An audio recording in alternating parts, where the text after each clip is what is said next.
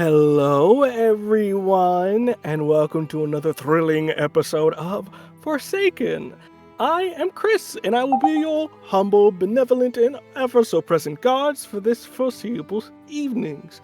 With that in mind, Godkiller, please introduce yourself once more to the lovely audience out there. Hello, everyone. My name is Humna. I use any and all pronouns, and I am your god killer for this evening. Tonight, I will be playing Omera Azad, who uses they pronouns, who just escaped prison, which they were wrongfully thrown into, and now will be exacting revenge on the Empire for that injustice. Mark my words. God? Injustice smushes. We're going to rely on the word of a heretic, but with that all in mind there, before we start this lovely episode, as always, content warnings, in case you missed them. For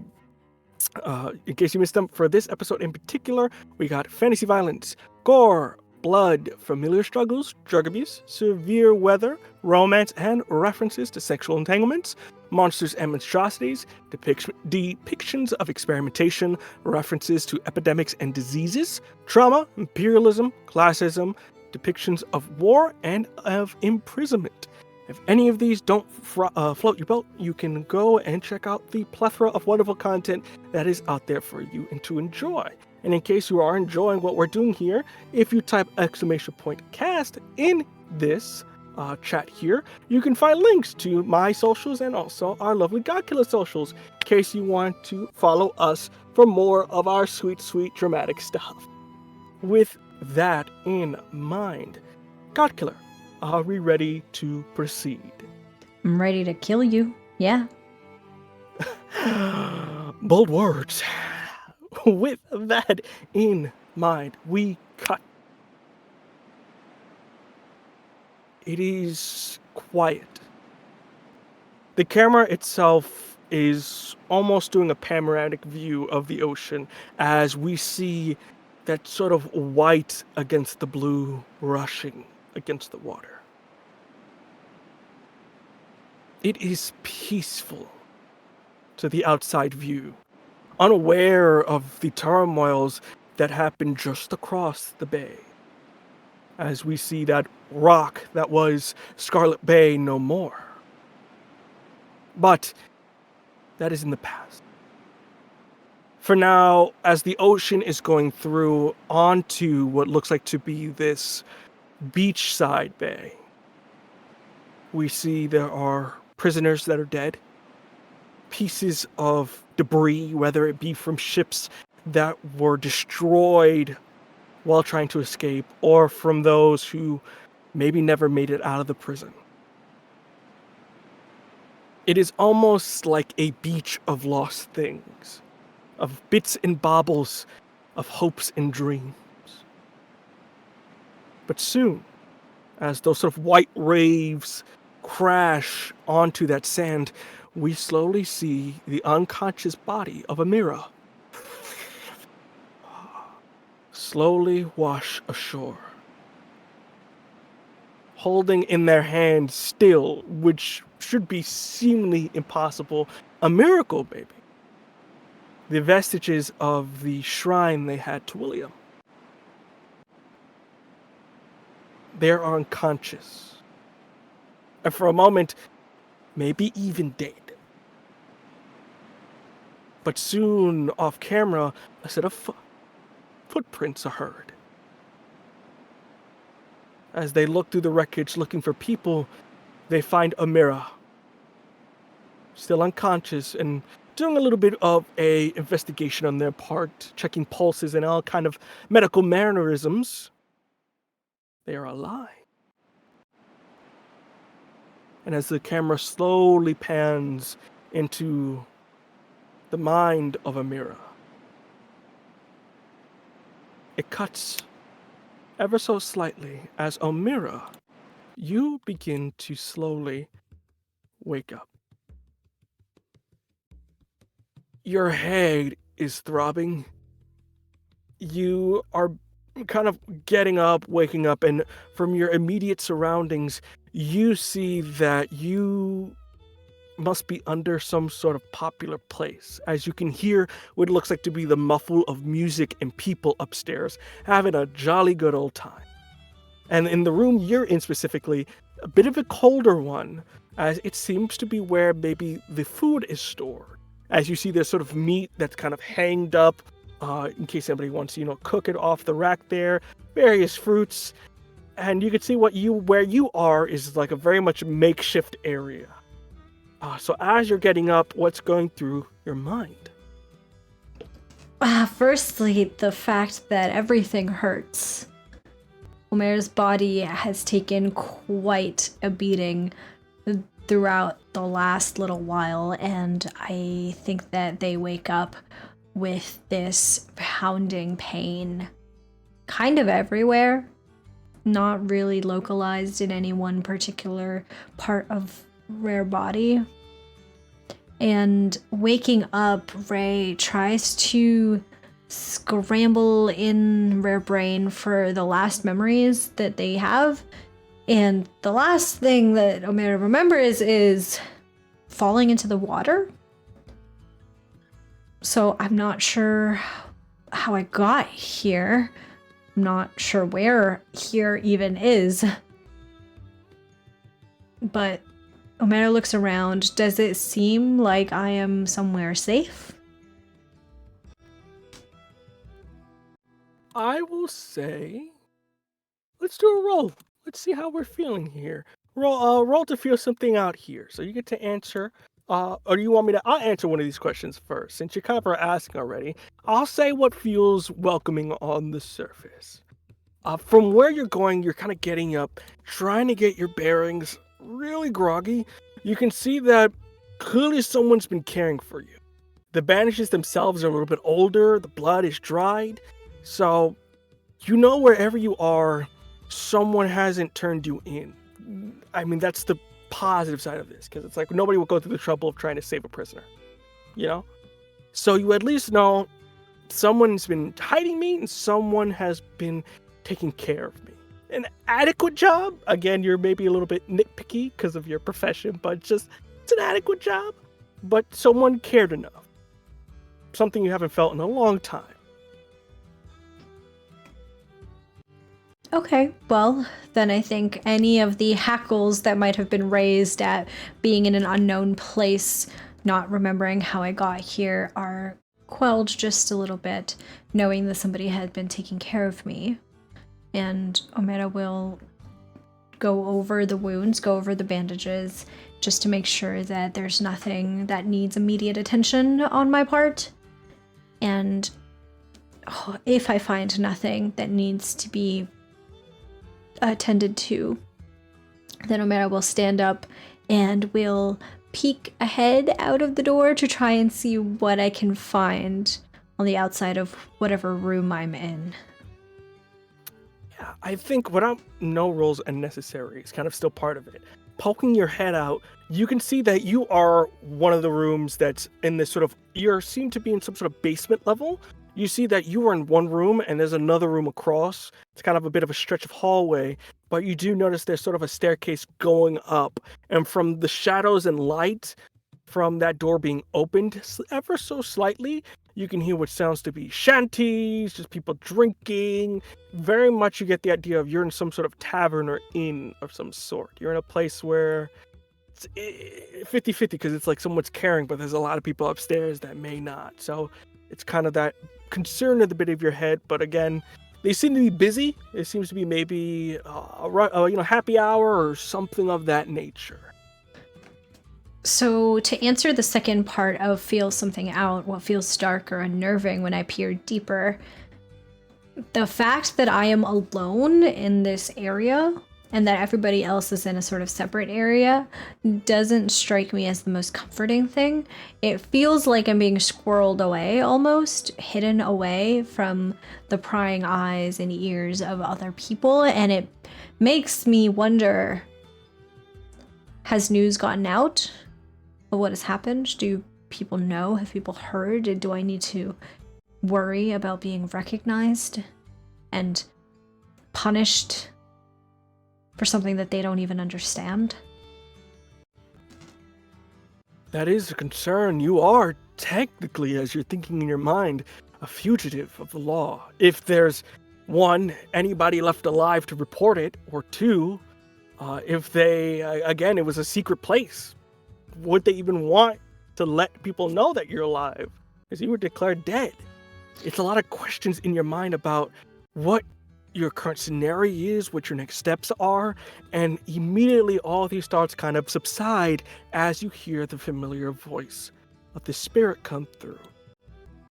Specifically, you hear their voice as they kind of appear almost like magic behind one of the meats, slowly walking their way up. And you can see that they're not cowering anymore, they're less more childlike and are now acting a little bit more like an adult. They're more in sense of present here and walking about with a presence of a bit of confidence to them as they go.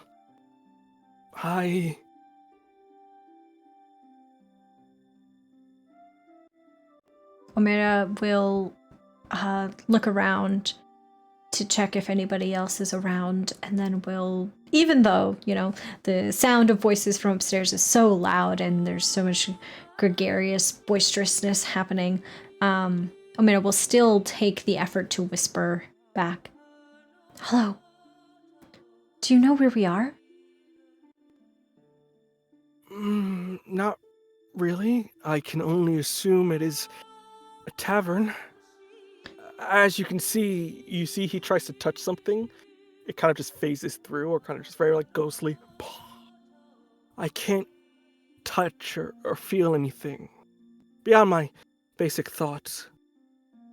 Oh, I see. Did you happen to witness what happened, how we got here? Who is it that's been tending to me? I don't know their name yet because they didn't really say it out loud, but they seem to be the innkeeper of this place, or whoever is in charge of it. They brought the others, and they're in the other room, but they separated us for some reason. The others? So Aiden and Josiah and Salva and the others on the boat, they're okay? From what I saw, yeah, they're okay. And you're okay? You see that it is a complicated question for them.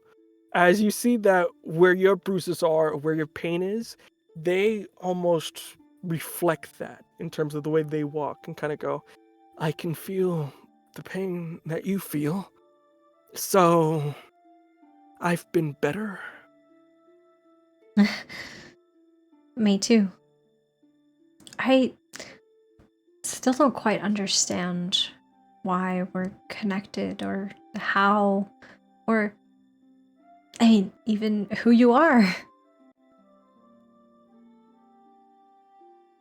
It's a lot of questions, but I guess from what I can understand, we are connected. As you see, they touch over the section of their body where the shard is coming out of yours. I can't go back to where I was, and I seem to be almost anchored to you, like a ship when it's in a harbor. I can only see or hear things in your proximity. I can feel the things you feel, both good and bad. I'm sorry if I accidentally did something to create that tether, that anchor. Do you know if there's any way to release it? I'm sure that you must want to go back to your home, and it can't be good to feel all of the things that I feel, especially right now when so much is complicated. Well, I don't mind the company. I don't really have a home to go to. I've been alone for quite some time. The plane that we met in, is that not your home? I don't know. The concept of the home, and you see they're kind of searching through your mind to understand what a home is. From what you understand it, I don't have one. Maybe more similar to a prison, if you will.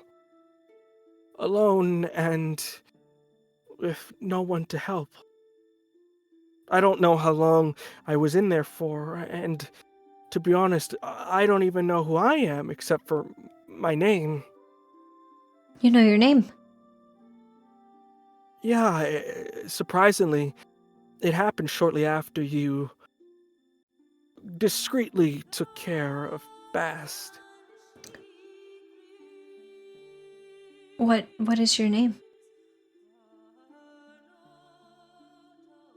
The name that I can remember, whether I don't know if it's mine or nickname or maybe a last name, but they call me Dawn.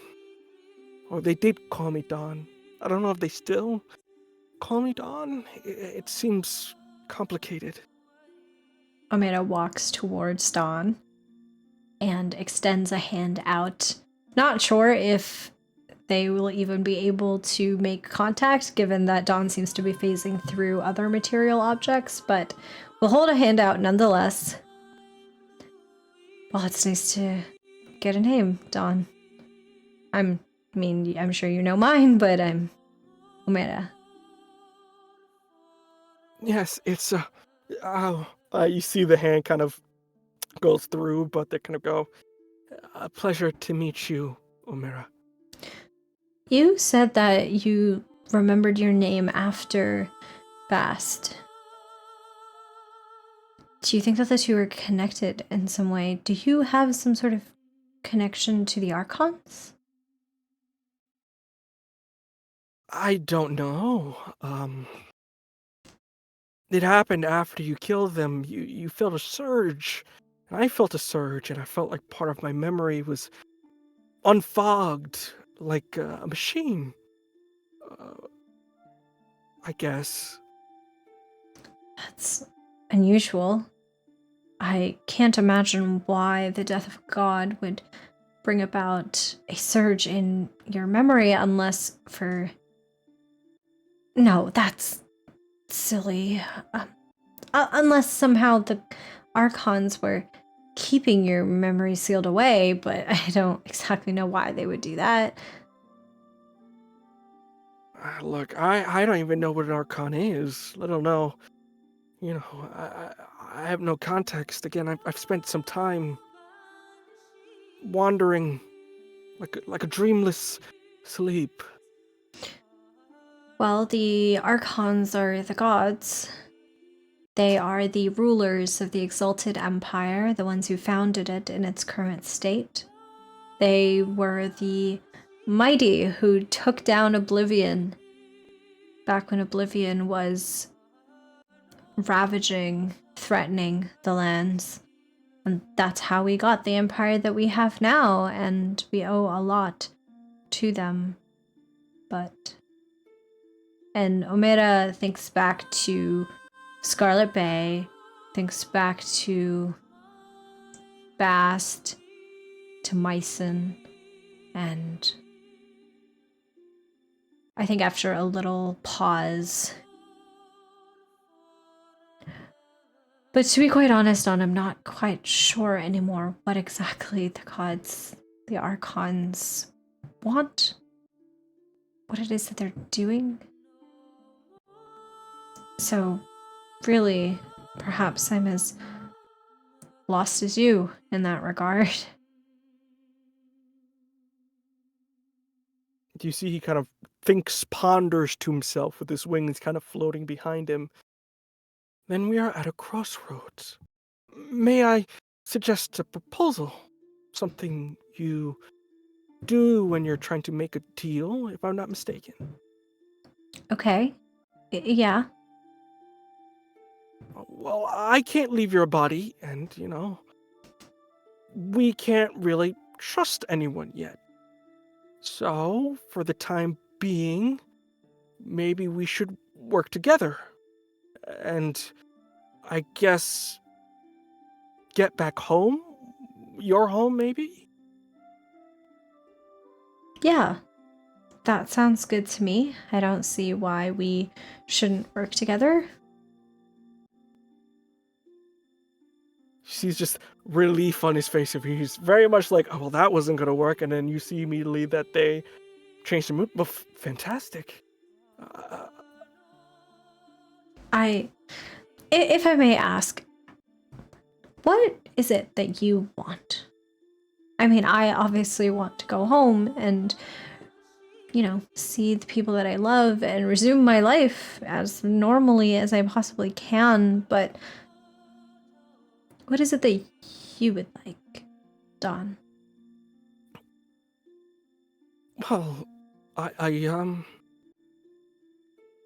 I don't really know. I guess to remember who I am, maybe I can find out where I'm from and where my home is, and maybe there's somebody out there who remembers me or is missing me. I guess maybe some sort of anchor to the world. Well, I mean, and Omera is searching their knowledge there in their head of all of the different archons in the pantheon. Well, I mean, perhaps we could seek out Saspis, the pragmatic archon of time and knowledge. Surely, if anyone would have the information about you and who you are and your memories, even perhaps what happened to them, perhaps it would be the pragmatic. Maybe we could make it a point to go and talk. Sounds like a plan.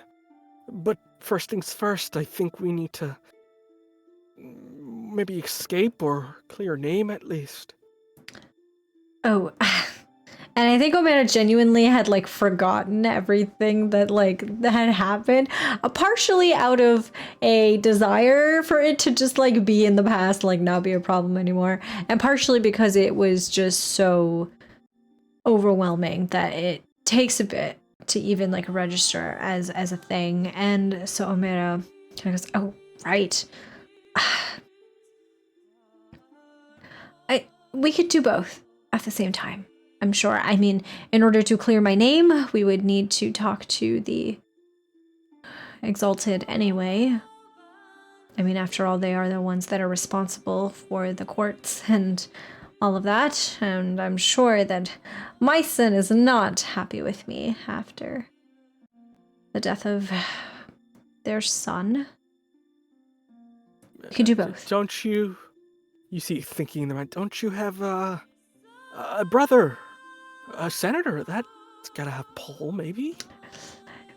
It would, but I don't know if I want to bring Yakin into all of this.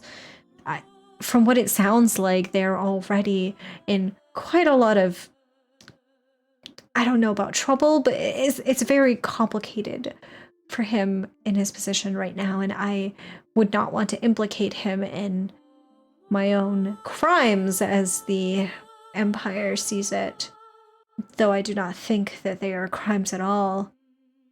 But the longer that we can keep Yakin out of it, the better, I think. Okay. Okay.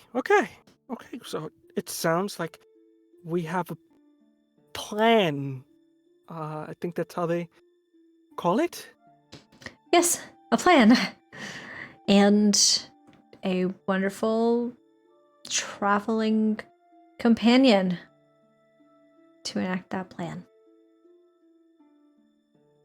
You see they kind of float a bit.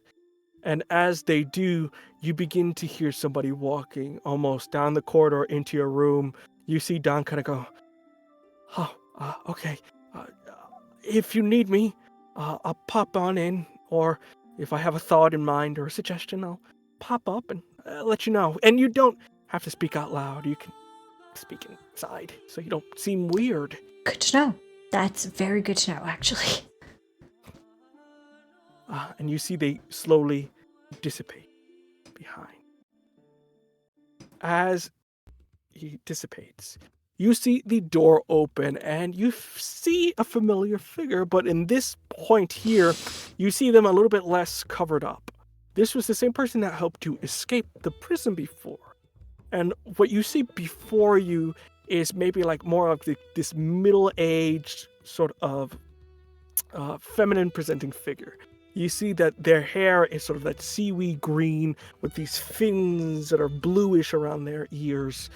You see that their hair kind of drips, is kind of tied up in a bun and drips down over what looks like to be sort of a very, like maybe middle class kind of get up. A little bit more of that piratey sense of more of the tropics. It's a little bit more loose for heat, a mixture of that red and black.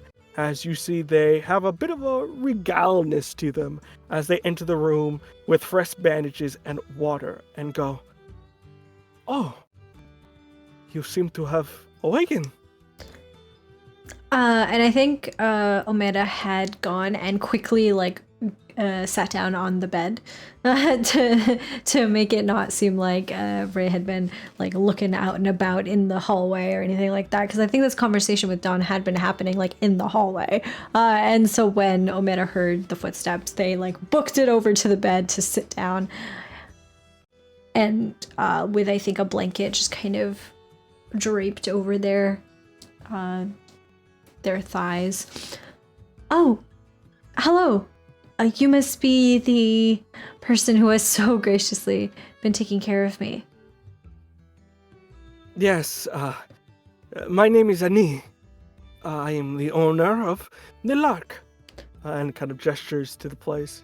"Ani, it's very nice to meet you. I'm Omera. I'm sorry, you look so strikingly familiar. Have we met before?" "Yes, I was the one that helped you escape the unpredictable surgery that was going to happen to you."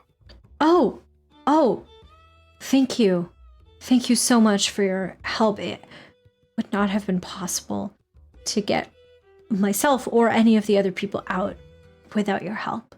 And so I really appreciate it. "It is the least I can do." And you know when they say that, is not necessarily, the way it comes out isn't like, "Oh, it's no problem" kind of deal. It's more hesitant of like, "Yeah, sure, whatever." It's a little bit kind of like a depression about it in the way they respond. Can I feel Ani out to understand a little bit more based off of just, without having to explicitly ask, why that is their response? Sure. I'll leave it. This time. What about? Do you want me to answer it first? Or do you want to? Yeah, if you wanna tell me what feels dark or unnerving, I'll tell you what feels welcoming. I think what feels dark and unnerving, you see they're coming in, and the first thing you noticed way back, previous episode, the eyes were similar to William, and you couldn't really understand why. Looking about the room, you can see as the doors open, you didn't notice it at first, but as you had turned ahead, it seems that there is some sort of picture of William with this person. They seem to be some sort of familiar relation, though. You don't know if it's cousin, sibling, but you can tell whatever it was very close. As you can see that there is a number of pictures of them ranging from when they were little to where they are now. And what feels welcoming on the surface is that despite this clearly emotional difficulty that Ani is having during this time, that Ani's, for some reason, has still decided to help and doesn't seem to be, at least outwardly, immediately hostile towards Omera, or even towards the prison escape group, because despite everything, they still helped. So that is at least something, that there is something a commonality that we can pull on, whatever that might be. And Omera realizing this, I think their expression softens and they quietly go, oh, Ani, I am so sorry for what happened to William. I wish that I could have done something to have prevented it. You say, I wish, and you can see, as you say that word, the immediate sentence is down here from there in terms of, like, tuning out. It may be something they've heard a little too often for them to... It's very much of like, I'm sorry for your loss, I'm sorry for your loss, I'm sorry for your loss. There's only so many times you can hear that. And you see they dismiss it off unhealthily and just kind of... It is no matter. You are here now, and your friends are also healing and recuperating. If I may, Omera will look around the room to see where rarest things are being kept, and will quickly rummage through like a satchel or something like that, and will pull out like a combination of small herbs and put them in a tiny little sachet, pinch it, and will offer it to Ani. I know it might not mean anything, but this was a herbal combination that William really liked. He found it helpful for his own pains, and I hope that perhaps it can be helpful for yours. You could see that it's hard for them. You see they extend their hand out shakingly, and you can see that at first while they grasp it, it slowly turns into a little bit more violent as they squeeze it hard. They're holding back any sort of tears or raw emotion that they're feeling and simply respond with,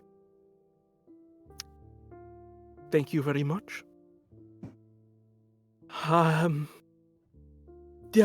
You see they you're close.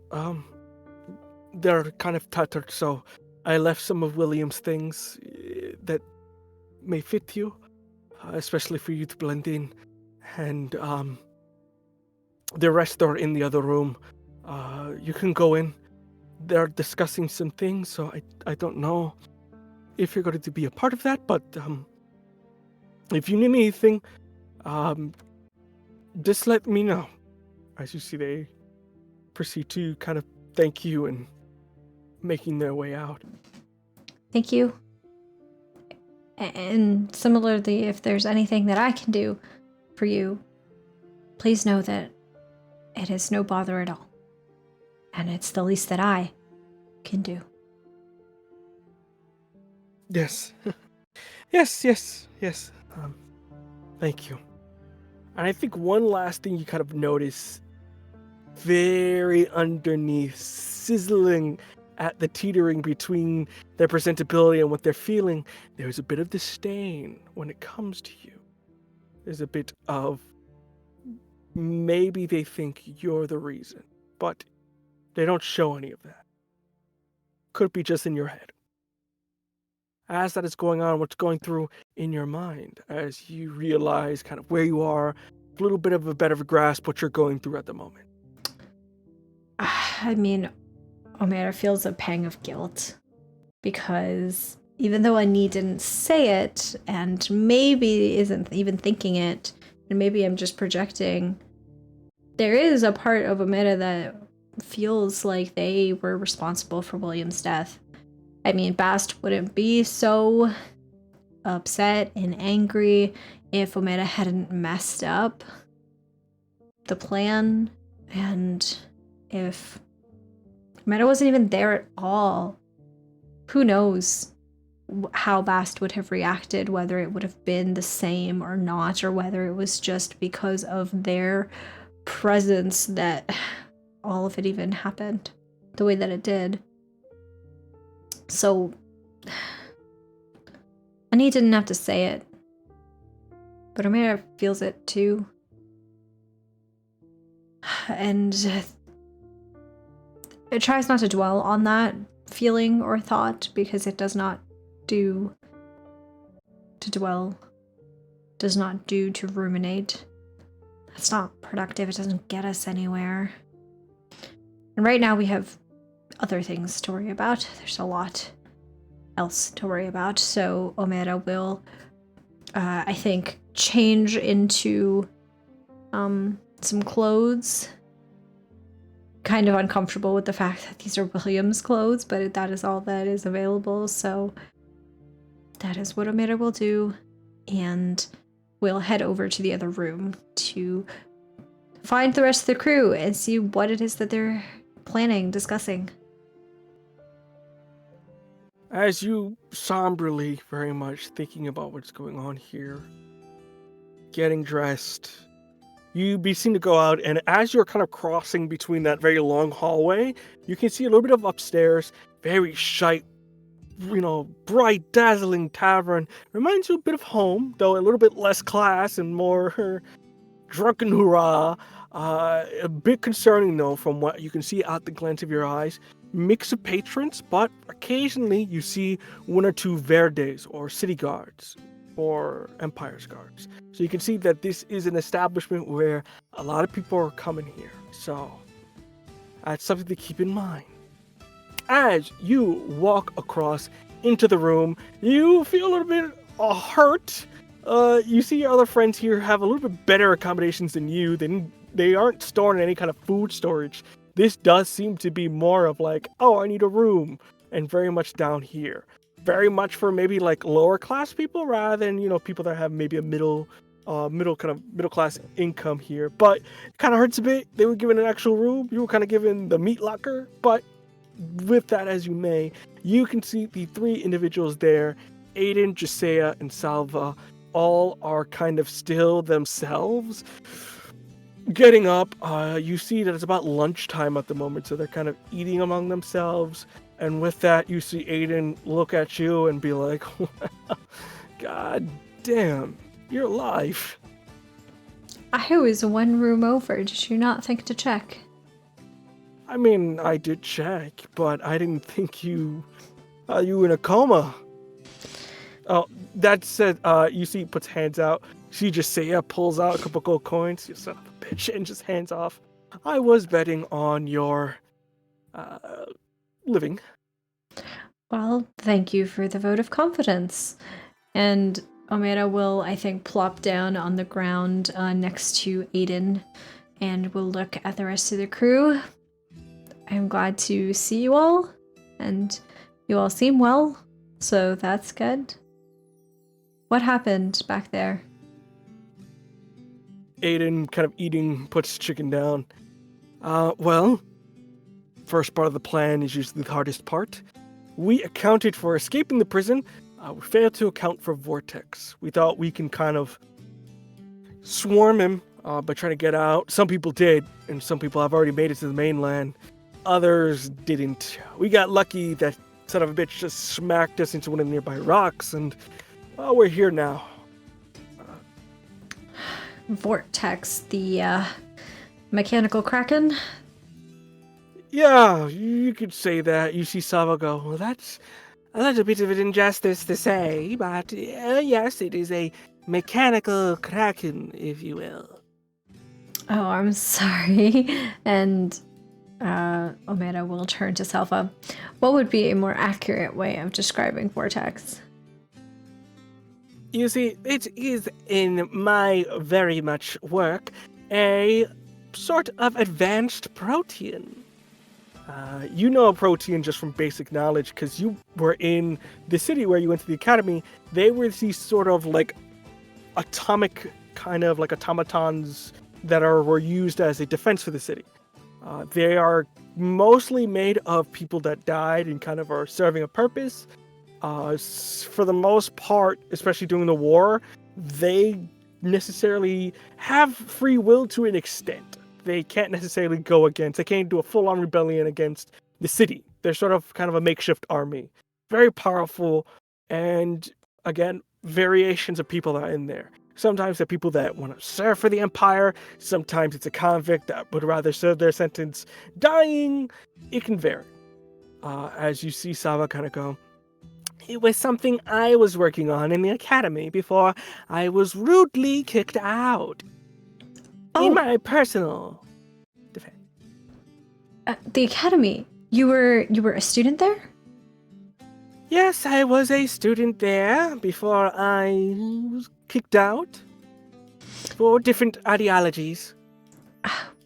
What? That's a funny coincidence. I also went to the academy as well, though I left of my own accord shortly after joining. What got you kicked out? Isabella and her rules, her laws of entropy, of madness. Oh. Yeah. That'll happen. Isabella is very, very strict. I was actually directly working under her. Good thing you left. You can't trust Isabella, the wretched swine.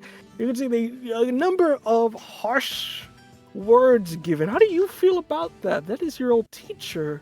Especially with the way they're speaking about them, makes it sound like they were like a tyrant or a dictator. They weren't that bad, you would think. How do you feel?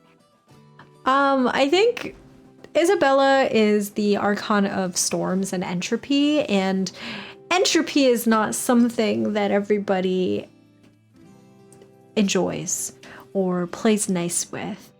Isabella taught me how to harness the chaos that was roiling within me and to be able to use it, channel it in a way that was more predictable, because before, Omera's magic was very chaotic, was very difficult to control. And so I owe a lot to Isabella, strict as she might be, entropic as she might be. And so I think Omera kind of bristles at hearing all of these sort of insults being thrown at their mentor from the past. And they just kind of say, well, I mean, she's certainly not for everyone. And I think that it's difficult to please everybody when you are the literal god of entropy and storms. Two things that people generally don't like. To each their own. And you see Aiden kind of go, well, whatever it is, hopefully Vortex is off our trail, which means that we can proceed with part 2 of our plan. Is part 2 more than just go home? I didn't realize that there would be more to it. Well, you see that at this point, they begin to move their plates and everything, kind of clearing the table. And at this point, put a map of the region, the entirety of the empire. And you see that specifically they point to this section that's kind of like a little bit like southeast a bit. You see a scattering of islands in which you see the archipelago where you are. Points at it and goes, we are here, the archipelago. We are trying to get back to the mainland. But to do that, we need a ship. And there is only one place that's near us that we can do that without the fear of having Vortex swarm us. As you see, he puts his finger to a place called Storm Fury Port. This is the de facto kind of capital of the regions, the sort of regent's house and whatnot. So, plan's simple. There's somebody in town that we had some dealings with as he looks over to Jusea. We find him, try to find a ship, and commandeer it, and we break out. So, it's still a simple plan, but requires a bit more finesse since Salva and me are a bit of an infamous figure, so we can't necessarily go into town. Infamous figures? What for?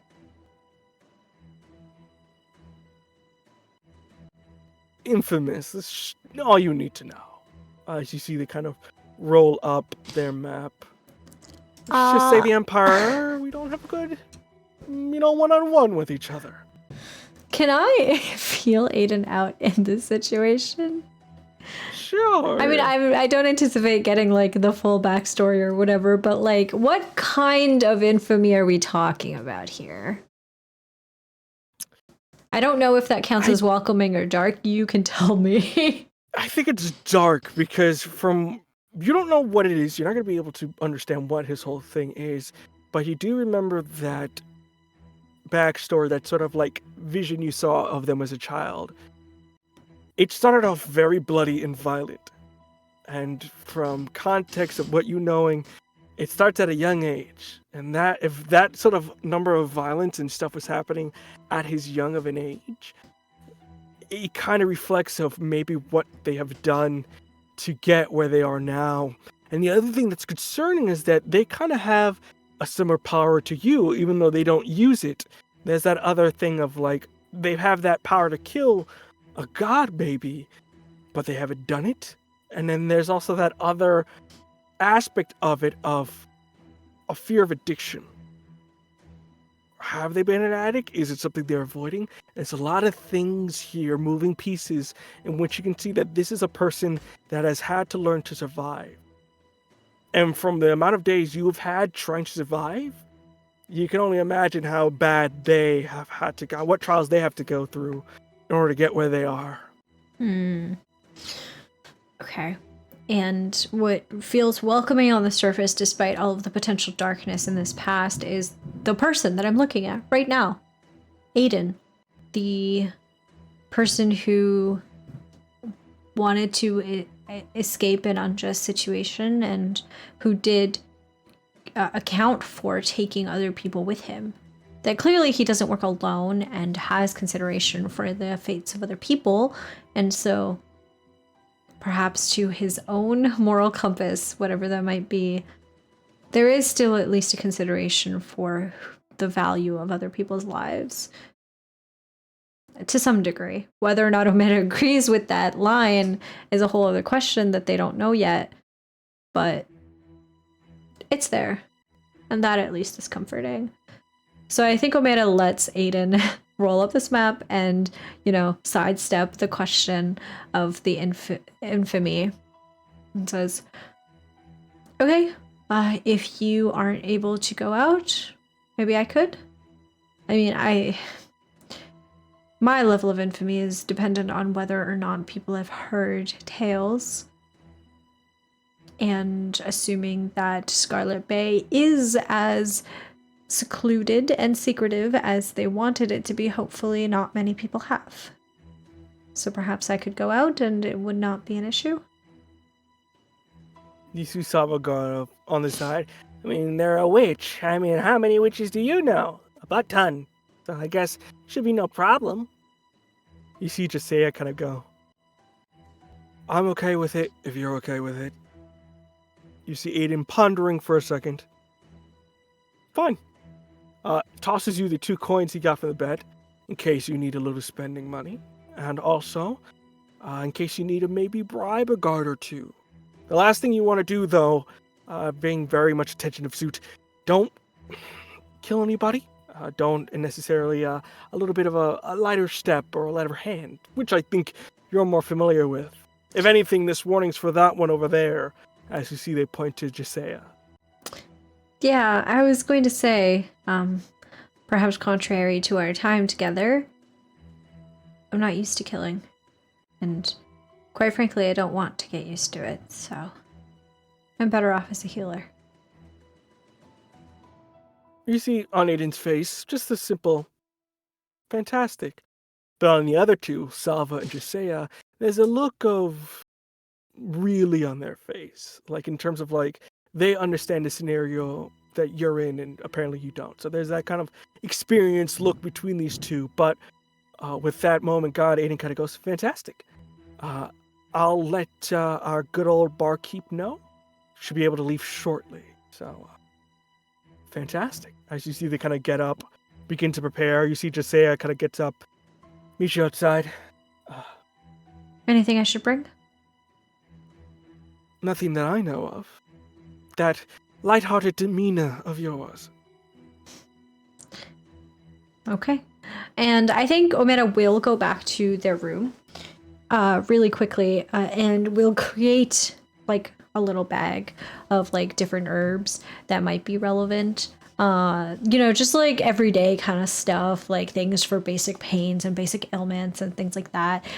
Basic poisons as well, just in case. I mean, I know we are not going to, the plan is not to hurt anybody, but you never know when you might need something. So just keeping like nothing intense, nothing like really super rare or anything like that. And we'll make a little bag for that, and we'll put that like on, and then we'll walk out to meet Josiah.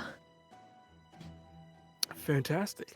With that, walking about, and getting everything ready, you immediately get into what looks like to be a cart. You see that it is sort of very much like hidden in the back. So in terms of like, there's room for you to kind of, be passengers. If somebody was to look, they will see you. But for the most part, outside, they wouldn't be able to notice. You see Ani kind of helming it and going off, and you get a better view of where you are.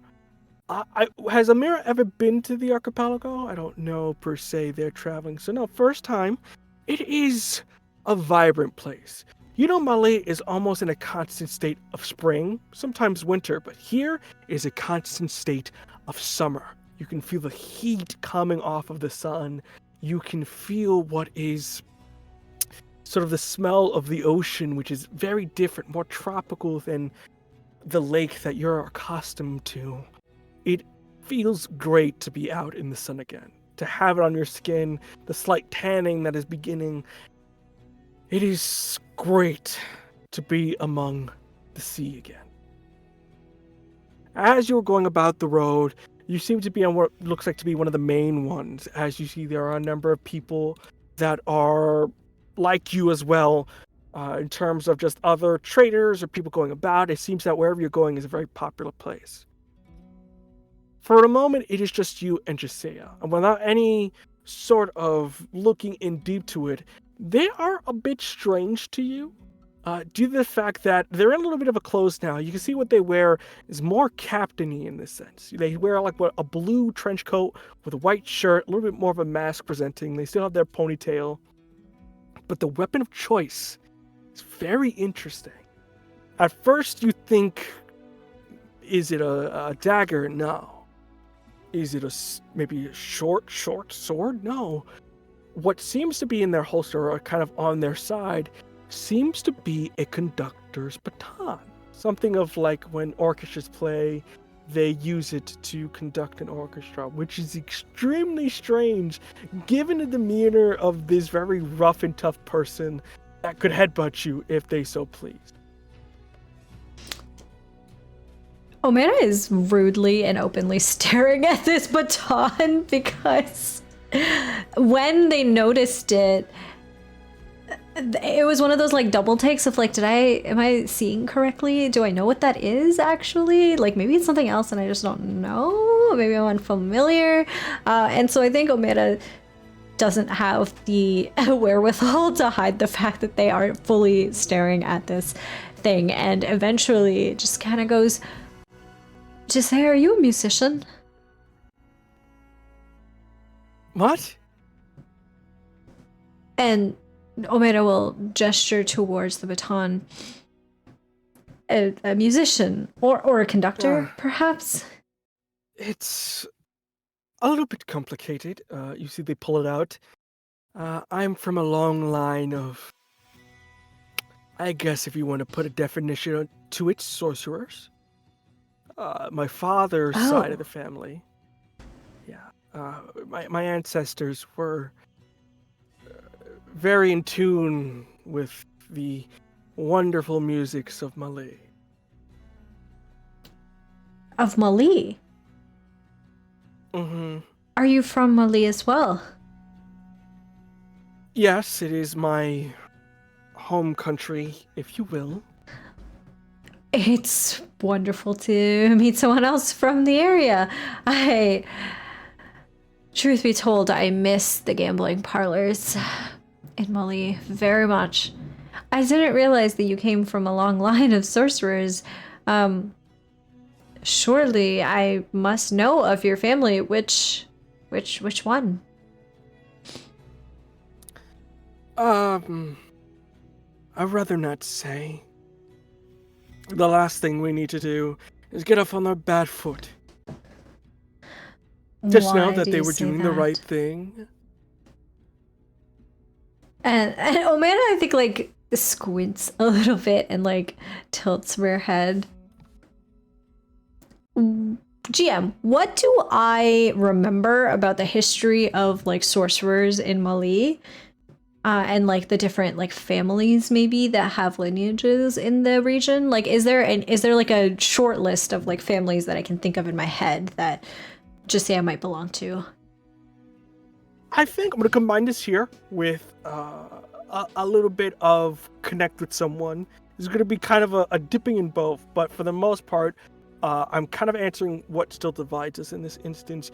You are thinking to yourself, sorcerers, going through your mind, it's Mali. Magic is not uncommon.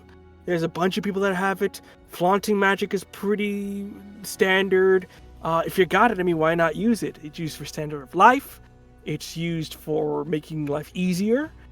In terms of lines with music, you do remember old tales long before, known as the Symphony of Silos, which there was something of a similar nature to that, of one of the heroes in that epic having some sort of musical power, but for the most part, it escapes your mind. And there's a reason for that. You notice something on sort of the palm or sort of near that portion of their hand, which strikes a bit of fear in your heart. You see a tattoo of teeth, fangs, a sign of the jaws of Johanna, the very people that killed your parents. As you see, they try to put their baton away, and you can see that it's kind of a dividing, something they're not talking about. Okay. What common ground do we share is that we are from the same place and therefore have at least been cultured, socialized within the same customs and whatnot. So there is a little bit of that, I think, basic understanding between the two of us. And Omera notices the jaws of Johanna tattooed onto Jasea's wrist and will, I think, go quiet for a second and allow Jasea to hide the baton or whatever it is they want to do, that she wants to do. And then we'll say,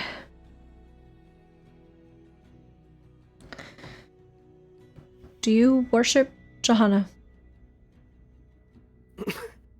Excuse me? Do I worship an archon? Are you serious? Yes, I'm serious. No, I don't worship that bloodsucker. What is your relation to her? And there is no mirth or lightheartedness in Omera's countenance anymore. I think there is this deep heaviness, like a storm cloud roiling in ever since they noticed Jasea's tattoo. My. Does the rose have thorns now, all of a sudden? The rose has blood spilled on its petals. I just want to know if you would allow that blood to continue to flow or not. Well, to make it easy on you, darling, I am not any sort of fanatic. Let's just say a family friend is the one who believes in it more than I do. I'm simply a honest-to-God pirate. One that belongs to a cult? Used to. Keywords. Past tense, if you will. What happened? Why leave? Long story short, we shared a difference in opinions. Unlike most people, I like to fight for a cause that gives me money, rather than a cause that is for service to someone that wants you to pluck out your own eyes in order to show your obedience. I find religion a stupid thing. Well, I don't know about that, but at least we can agree that the twisted version of piety and love that Johanna had been peddling for quite some time is nothing to worship, nothing to follow. There is a bit of a chuckle. You speak with the grace of a grad student, but to be honest, you have no understanding of the words you say. You saw what? One act of horrific violence against you, and now you make elegant words and speeches for your thesis. You haven't the slightest idea of what a crimes against us truly is. Is it not a crime to commit murder, wanton murder of 100 or so, perhaps even thousands of lives? With no justification whatsoever? Is that not horrific? Is that not a crime? Depends on who's getting murdered. Last time I checked, they were already loyalists to the Empire. So a dozen of them died. Makes my job as a smuggler easier. If anything, I raise a glass to it if I could. Those people had not done anything wrong. If anything, they were on a peace mission, brokering alliances between warring factions. Is that not... I do not think that their lives were so worthless that they deserved to just be slaughtered. No warning whatsoever. First off, that's war. That's the chaos of the world. I know you're from Mali, so you probably don't go out very much. Probably spend time in the forest, like a prophet child of some sort. And second, how long really did you think that peace was gonna last? What? They were just gonna stop fighting and hold hands with each other? Frolic through the fields? They're vampires. We're gonna keep sucking the blood of innocents for millennia to come. I'm sure that they could have worked out some sort of negotiations. I mean, I don't anticipate that it would have been easy, but yeah. I mean, So, here's the negotiation for you. I want your firstborn son to suck him dry of blood. If you do that, I'll give you peace. Are you ready to make that sacrifice? To give the person that you truly love, raised or grew up with, and serve them on the platter like they are an appetizer. You create binaries as if there is no third option. I've lived long enough to see there is no third option. You're either the one getting killed or the one who's doing the killing. If that's true, it is a terrible world that we live in. And that's the truth. As you see, they kind of go into their corner and put their arms folded in a sort of napping position. You should get some sleep, Grad. We have a bit of a way to go. Dropped out of the academy, but yeah. And Omera is going to curl up in the opposite corner of the boat and is going to attempt to get some sleep, but I honestly think that Omera doesn't feel safe enough with Josiah alone to be able to sleep. And so it's one of those, like, lying down, occasionally opening my eyes, like, part way just to double check, like, what's Josiah up to, and then closing them again, and then opening them. Like, it's just this terrible cycle. Yeah, it's very much like, I'm gonna sleep and just not sleeping in terms of that there. As you proceed to ride the rest of the way out. With it, soon you kind of wake up to that sense as the loud sounds begin to appear. Soon, looking ever so slightly out of the wagon, you see the vestige of Storm Fury Port. You have never been here, but what you see before you is something of wonder. As you see what looks like to be a bay, sort of port in a sense, but not made of any stone or anything that a normal city would look like. From the outside, it looks like a massive ship, in a sense. You see that the entire city is one big ship with houses of woods that mimic that sort of bark of the ship extending the horizon. You see that there are large metal cannons on the defensive ports and forts that are there that give that image of cannons on a deck, and the flags of the Empire that wave against the storm winds. As it is beginning to rain, act as the sail. Upon looking out towards the water, there's something else that you see which kind of immediately is of concern to your plans. You can see what looks like to be a number of ships that are in that harbor belonging to the Empire. You know from the back of your mind, general history, that a lot of the Empire's fleet is here, due to the fact that it's where they can repair stuff, and especially with the temperatures, it's easy to fix a ship in the summer heat rather than the frozen tundra.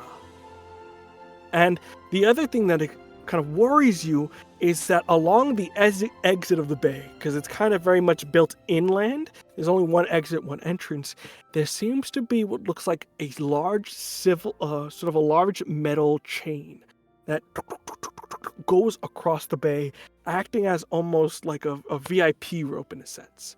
And you can see shimmering off of it, almost like an invisible kind of energy about it. You can see that there's two problems. You got a fleet in the bay, you have to deal with that. The other thing is, there seems to be kind of a rope chain. Very much in the sense of that if a ship tries to go through, it's just gonna break through the ship. Two things in the back of your mind that you immediately clock. As you are kind of going about that and getting a little bit closer, you see there is a checkpoint.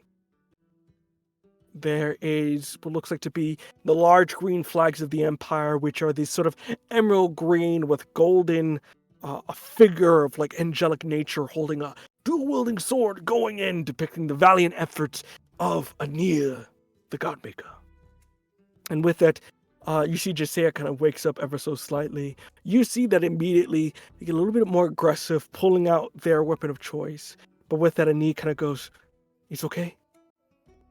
And you see Jasea kind of go down as you guys are getting closer and closer to this checkpoint. Is there anything we're kind of doing, or are we kind of just riding this bad boy out and let Aeneas take it from there? I think that Jasea said that she was infamous in this area, and with the Empire's ships being here, and myself being a fugitive of the Empire, I do not think it wise for either of us to be in conversation with any checkpoint guards or anything like that. So I think Omera just kind of puts, actually will not. Omera will just sort of like nod at Aeneas and say, "I trust that you can handle it, and if there is any trouble whatsoever, just call for us, and we will come and help." And Omera is going to kind of like shoo Jasea and themselves into the hull of the ship, like go like below deck, so that we are not going to be seen and maybe can just pass by without being questioned. Yes. You kind of like very much in the wagon. You just like get away from like, you're gonna get more in so you're not casting a shadow. As you do, you see Aeneas kind of pulls up, and one of the guards, you can already clock it without anything. It's got like a swooning for them. You see immediately, you like button to check everything, make sure going up and go, "Hey Aeneas, how are you doing?" You see, hello. Hey, it's been quite a while. You're a bit early. Usually you do your stock ups on a monthly basis. It's only been 2 weeks. Well, I have to, a large business, have to do what I do best. There was a party last night, so I have to restock on a little bit of whiskey. And he kind of goes, oh, yeah, fantastic. Well, you know the drill. You got your papers. Fantastic. You see, takes it, looks through. Are we carrying anything dangerous today? You see, only my quits and beauty. And he kind of goes, ain't that the truth? All right, and you can let him through. Have a wonderful time, milady. And you see Anikito, thank you very much. As they kind of let you through here. Isn't he into it or no? Or is this very like Very much one-sided? just like, it's just like energy. Gotcha. Very much just like, they were really just like, I hate it. I hate my life. And just dealing with it as best they can. You can see that this is the first time. And you don't know whether it's because this guy's a prick or if it's a matter of like, these are the people that killed my brother. It's not a big vibe kind of deal. But for the most part, you get in pretty much undetected. And as you are doing that, you see Dawn slightly appear. You see they kind of appear from Jasea's side, looking out, and with it kind of go, I remember this place. In my head, so I'm not saying this out loud, Omera will respond, or at least will try to respond, because they're not actually even sure if this works, even though Dawn said that it would, is going to think, you have? When? Oh, I can't remember, but I know the story of this place. Long time ago, this place was actually made by accident. See, there was a famous pirate back in the day, known as Saint Desmond. He was a priest turned pirate, and he got stuck in a pretty nasty hurricane. He was gonna die there, and his whole fleet was in danger. In sort of a last desperate act, he prayed to one of the Boundless, Zula, the god of the sea and storms, that if they promised him a safe harbor, he would dedicate his life to protecting others from his fate. And by chance, he found this place, a small island, middle of nowhere, but a fantastic strategical point. And from there, he started to build this place as a refugee for pirates. And from there, kind of built on top of each other. You said Zula, the Boundless of storms and what was the other thing? Sea. Sea and storms. Huh. It's interesting. I don't think we have an Archon for the sea. Well, that's intriguing. Isn't the sea kind of a big deal? Well, the closest that we have is Ada, who is the Archon of nature. And the sea is part of nature, so I suppose fits within her domain. Makes sense.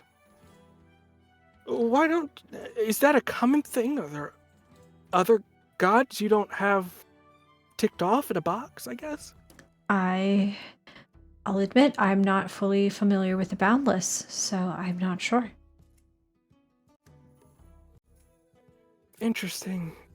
And you see, as he's kind of thinking and pondering, Jasiah kind of goes through his form as he just... and goes, hey, stupid, what are you doing? And Omera rolls their eyes. If we are going to work together, the least that you could do is at least pretend to be amiable. You earned your respect. As a captain of the ship, we don't give the bus boy our respect immediately. You have to kind of show it or earn it. Didn't realize you were the captain of the ship. I thought that was an E. No, Amir's the innkeeper. I'm a captain. And one that was feared, and still is feared. Perhaps in the past, perhaps by other people. I have no reason to fear you, though, Jasiah. You see they get uncomfortably close, whisper in your ear, you should be, before they jump off into the street. And Omera is going to. I think the ends of Omera's poncho that they still did put on top of William's clothes because they want to make sure that they have that.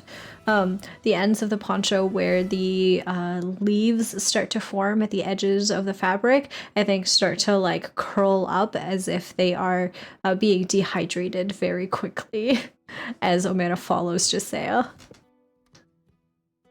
With the two of you get off, you see Ani kind of wave to you and kind of go, I wish you the best of luck. Thank you. This is the end of my journey with you. Understandable. Hopefully I will see you again soon. And really, I meant it, what I said before at the Lark. If there's anything at all that you need, I am just one communique away. You see they hold you both hands. Thank you, Omera. And may blessings be upon you. And upon you. And Omera will take Rare Hands back, follow Gisea. And as you go into the streets of this bustling city, that is where we shall take our break. With that, everyone, I hope you're enjoying so far, but we're going to take a break, so use El Baño, get a snack, and we'll be right back with the rest of Forsaken. Be back soon.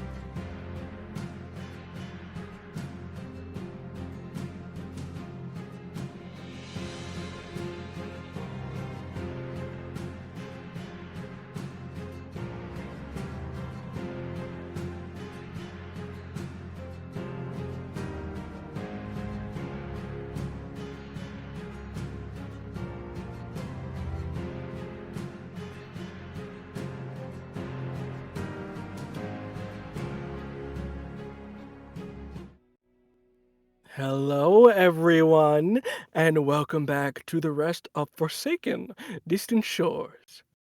With it, let's get right back into the action here as we find ourselves within the thriving, bustling city of Storm Fury. Storm Fury, as from the outside, is just as interesting on the inside. As you see, the streets are alive with people. Omera, I don't know how you're gonna feel here, percent, because Malay's got people of various dignities. They do crimes for sure, but it's a little bit more of the white collar. Here, a little bit different. More skullduggeries about. There's trades happening here, some of the legal side, some not. Maybe a beating here and there from someone who didn't pay a captain the right amount of money for the crew, but for the most part, there's an essence of, even though this is Empire territory and Empire's all about structure and order, here it's whatever goes. As long as it's not interfering with the Empire's pay at the end of the day, you're A-okay to go. Kill a guy, hurt a guy, anything you gotta do to get. Very cutthroat, and I think if anything, provides a clear picture of why Josiah's a bit of an ass. As you can see, it's a place where you gotta be confrontational in order to move ahead. And as you're sort of walking the streets, you see that they are kind of leading or being that charge at the head. To be specific, you are walking down these sort of mud-covered streets here, where in this particular area, there seems to be a bit of a sale going on. It's more like you see that there's sort of ships or crews lined up with what they have hauls. For the most part, looks like legal gains. So some trading and whatnot, not anything illegal for the sense. But as you're sort of turning the corner here, you find yourself in what looks like to be in front of a messy bookstore of some sort. You see along sort of the swinging sign, it says Captain's Cabin, with sort of these very rough painted yellow letters that have sort of fatigued with time.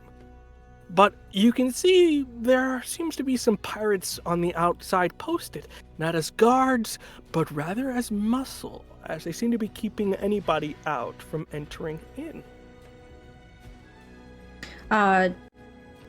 Omera, who is so out of rare element here, so not used to whatever is going on in this place, will, I think, walk in lockstep with Josiah and allow Josiah to kind of like take a little bit of the lead, and in seeing this place, is going to ask, before we go in, what exactly should I expect when we're in there?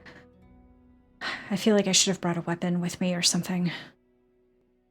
You see that without asking you, they go into your bag. Just like, let me just see what you have. They immediately just go into your things. Shut up. And you see that they're kind of, all right. You see they pull out what looks like to be ointment, but more a little bit of viscous nature. Green, bubbling, and kind of be like, all right, hold this and just follow my lead, okay? We're going to do something, well, we like to call in the business of privateering, improvisation. Okay, why am I holding this? You'll see once we get inside. Follow my lead. Okay, and Omera will very reluctantly follow Josiah. As you do, you see that the two kind of guards, these bulky individuals, one seems almost a little bit sweet, as you see that the other one is very hard looking, just like keeping this sort of demeanor, while the other one is like very much like mind wandering. And with that, you see Josiah go, hello boys. You see the one that's wandering going, oh hello, oh wait, it's Josiah. Hello Josiah. You see the other one go, knock it off. Josiah, it's been a long time. I thought you were in the slammer. My escapades were, as you see, sort of looking at their fingers, exaggerated. You care to explain to me what you're doing in front of my cartographer's shop? Revis owes us money. What the big guy said, Revis owes us money.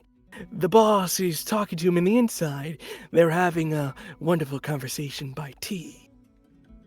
Well, that's no good, boys. As you know, Captain, you mess with the crew, you mess with the captain, and do you really want to mess with the captain? As you see, they put their hand towards their baton. I don't want to mess with Josiah. Yeah, you can go in, Josiah. Who's the noob? As you see, they kind of look towards you. This is my new doctor. I suggest you don't get on their bad side. You see, they both look at you. Omera will just like salute awkwardly. It seems to be that are rather on the greener side, as they kind of make a joke about your stuff. Yeah, just let them in. They'll probably die of anything. Thank you, boys. You see they kind of walk in, and they kind of look at you two, Omera, as the two of you walk in here. I'm sorry, do With you that- owe money? I don't owe money to anyone. Seems to be my cartographer is a bit of a bind. But we'll play that out right now. With that, you walk inside. And as you walk inside, it's a bit of a messier place. The bookstore is there are books neatly on the shelf, but you can see that there are also books that are kind of Jenga together in terms of they seem to be still of a section, but it's just like, why are they these large columns that make it hard? It's a mix. You can see that whoever's mind this is a mix between order and disorder. But as that does happen, you walk in and you see before you a number of individuals. These are various boys, or various crewmates of this one guy that's here. And with that, you can see what looks like to be an individual a little bit shorter than Josiah. You can see that they have these sort of green horns, red hair, vibrant and dyed. Their eyes are also green, but they have a number of tattoos along their face, showing that they're a bit of a seagoer. The other individual that doesn't seem to be on the side, maybe the party that is being interrogated here, is quite different. If you to describe it in one word, it is like a humanoid parrot. In the sense that they have these bright, feathery red ears and wings on the side. Their hair is sort of a black, messy. You see their glasses are kind of on their face, showing their red eyes. And their nose is a little bit more beakish in nature. It's still very much like humanoid, but a little bit more slender and whatnot. As you see, they are wearing what looks like to be the garbs of more of a simple librarian that is green and have black wings on their side. With that, the individual that is with the red beard kind of goes, "Look, Ravis, I just want what was owed to me. That's all I ask." "Look, sir, I told you again, I don't know anything about treasure or from any kind of fleet, so I'll be very kind. If you want to buy a book, I'll give it a discount because you're so keen on buying something, but I would highly suggest that you don't hit me in the face." And with that, Josiah kind of goes, well, it looks like my lovely Revis is in a bind. You see Revis very much hidden by the scruff, held up against the wall, kind of goes, "Oh, Cabin is you!" And with that, immediately looks at the individual. "Shut up." Well. If it isn't Josiah and sort of waiting for you to respond. Omera, Josiah's new doctor for the ship.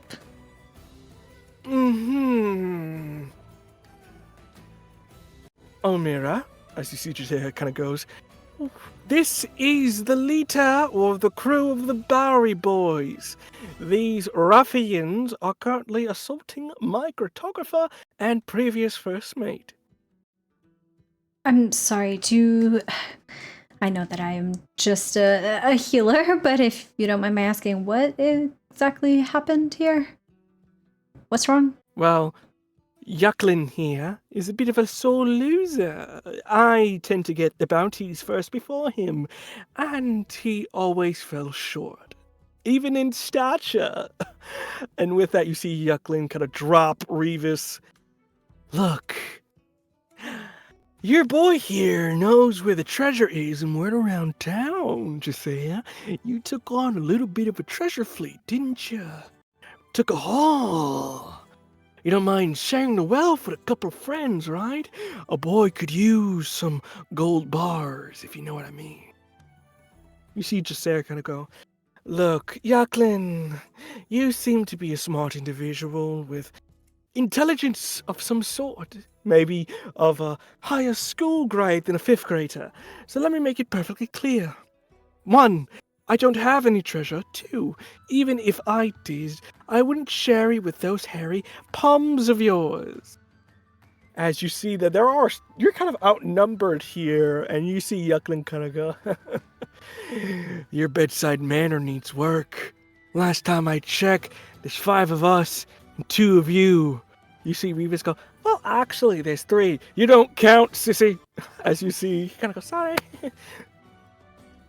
"Well, that may be the case, but I have something up my sleeve. Omera, pull it out." Oh, Omera will at first just kind of look like, what am I supposed to pull out? And then remembers that they are holding this green vial, and they're like, maybe this is what Josiah means, and we'll just kind of hold it up. It's bubbling and green and viscous.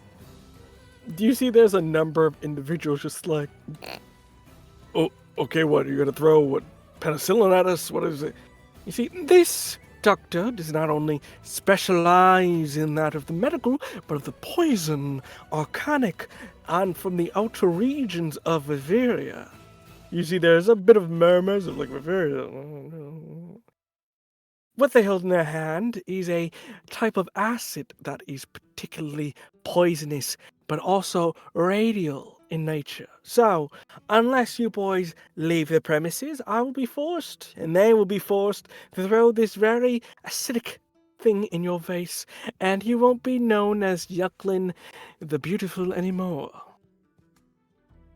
Amira, what are you doing in this instance? As they set up hyping up of like, you got a acid in your hand that you can throw and hurt a lot of these guys. What do you kind of do in this scenario here?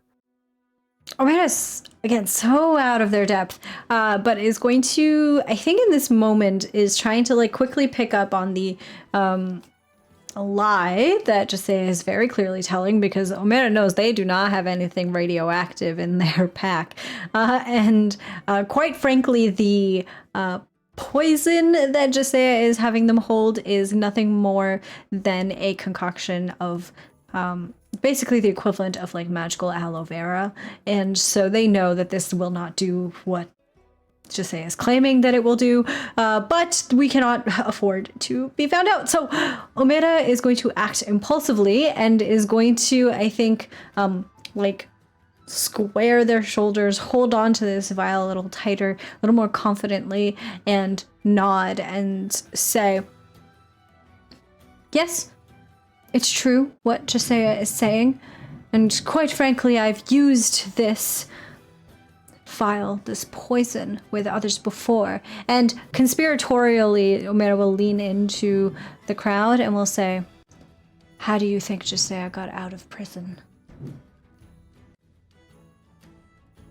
In this instance here, we're kind of, in a sense, challenging someone dangerous for the purposes of this. So with that in mind, you're going to be rolling 2d6. They don't care about your opinion. They, in this instance, though you've been hyped up, they do think you're a bit stronger in terms of like, you have a vial of acid, I don't. That's kind of a winning thing. And the crowd is not on your side. The crowd is very much just indifferent. So you get a +1 to this bad boy. I got a 7. So like just barely hit. That +1 did it. Just barely park it in there. With that, you see that he kind of goes, "Fine. Fine. Have your fucking cartographer. Just know, Josiah, if you're out of prison, a bit of money might be in it for your old boy here if someone wants to find out." And see Josiah kind of go, "Oh, Yucklin, ratting on a crew member or one of the pirate captains is a bit frowned upon. You don't have the balls, little man. You just very much, come on. let's get out there before the day's over. Maybe we can find something. As you see the boys kind of all behind him go off. As they all And with that, leave, you just- Omera just turns to Jasea and is going to say, "You could have at least warned me of what you were trying to do in there. I asked you what to be prepared for, and quite frankly, I was not prepared." Sadly, I thought you were Malian. We act for a living, darling. I thought you would be better at it.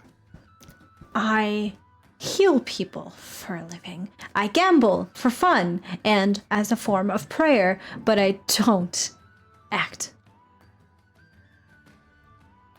You see Revis go, "Oh, if it isn't another Malian, that's fantastic. It's very unlikely you would ever meet someone like that out here all the way." "Yes, Revis. Lovely. Look. This is Omera. And you know who also managed to break out." You see Revis very much like, "Oh, hey, this isn't the Omera that I heard about from your papers, did I?" What papers exactly? You see very much like this here, it's like, "Mm, no papers. I am a book reader. I'm a lay, and yes, I know a bit about your escapades in the What academy." papers exactly? Well, let's just say we had a bit of correspondence on the outside world, keeping Revis here a little bit updated. Especially that's how we got a name. So, a bit of papers, letters, correspondence, strictly confidential, mind you. Yes, very confidential, only between me and Aiden. I worry that that's not quite as true as you think it is, and I'm surprised that you would communicate such sensitive information without a secured channel to do so. Believe me, our little bookworm here is very good with ciphers. I make it for pretty much anything. Hell, to get into my apartment, you need to figure out a cipher that is very ancient and only the very keenest minds knew. So, Must take you forever to get into your house. it's quite quick actually when you already know it by hand. Simple numbers. Suppose that's true. And Omera will reach out their hand, even though there really is no need to introduce himself at this point, given that apparently Revis knows everything. But even still, for politeness' sake, Omera will reach out their hand. Omera. Revis, a former cartographer and first mate of the Milele. Former cartographer. Why did you leave your profession? Oh, I never leaved it. It's just the ship went down and I haven't been able to done the profession since good old captain here got locked up. Ah, right. Well, actually, about that, we are in need of a ship. After the incident, we lost ours, crashed on a rock, and we need another one in order to travel back home. Fantastic. You see, kind of pulls up. Exactly. I've been following on the information that you asked for in ahead, Josiah. You see, pulls out a map. As you can see, Omera, we are in Stoneport Fury, and with it provides a number of protections. Specifically, there's only one way in, one way out. You see, he puts out the map of this. And as you probably noticed, there's a big old chain that's in the middle of the fucking way. Now that is known as Zula's Wall. Kind of a way to prevent any ships leaving or going into the harbor without any of Empire's backing. Specifically, Sabis, but luckily, Sabis, Quintus, and all them other gods out there, specifically Quintus. But for the most part, I may have found a way about it. You see, he kind of pulls up the map. Luckily for us, we can, if someone gets there, specifically probably your boy, can get to one of the towers of the sort of wave the wall is, he can deactivate it long enough for a ship to go through, but it's got to be precise in the way we go about it. You see Josiah on the side. That's fantastic, alright, I knew that. Do we have any funds for crew? Not particularly. I've been using it to keep us afloat, and getting this information was the loss of cash. I could get a bit of the old crew just based off merit and, do it for old time's sake, but we don't have enough funds at the moment. But I think it should be enough to get the ship. Now, if I'm not mistaken, we're trying to steal a specific one, right? Again, you see Josiah's eyes kind of dart back and forth. Yeah, very much like a secretive thing. I'm just like, well, yes, we want a specific ship of a specific size. I'm sorry, we're stealing a ship? I thought you just had a ship. I thought you were a captain. I was a captain. Just because you're a captain, it's more of a title, like doctor. You don't have to have an office to be a doctor. You can be a captain without a ship. Seems like you kind of need a ship to be a captain, but okay. Yeah. Who are we stealing this ship from? There are Empire guards everywhere. Well, the specific ship we're stealing, from the specifications in which I've done the calculations off of what we need, we're gonna need a frigate at least, so we can take our pick of the litter.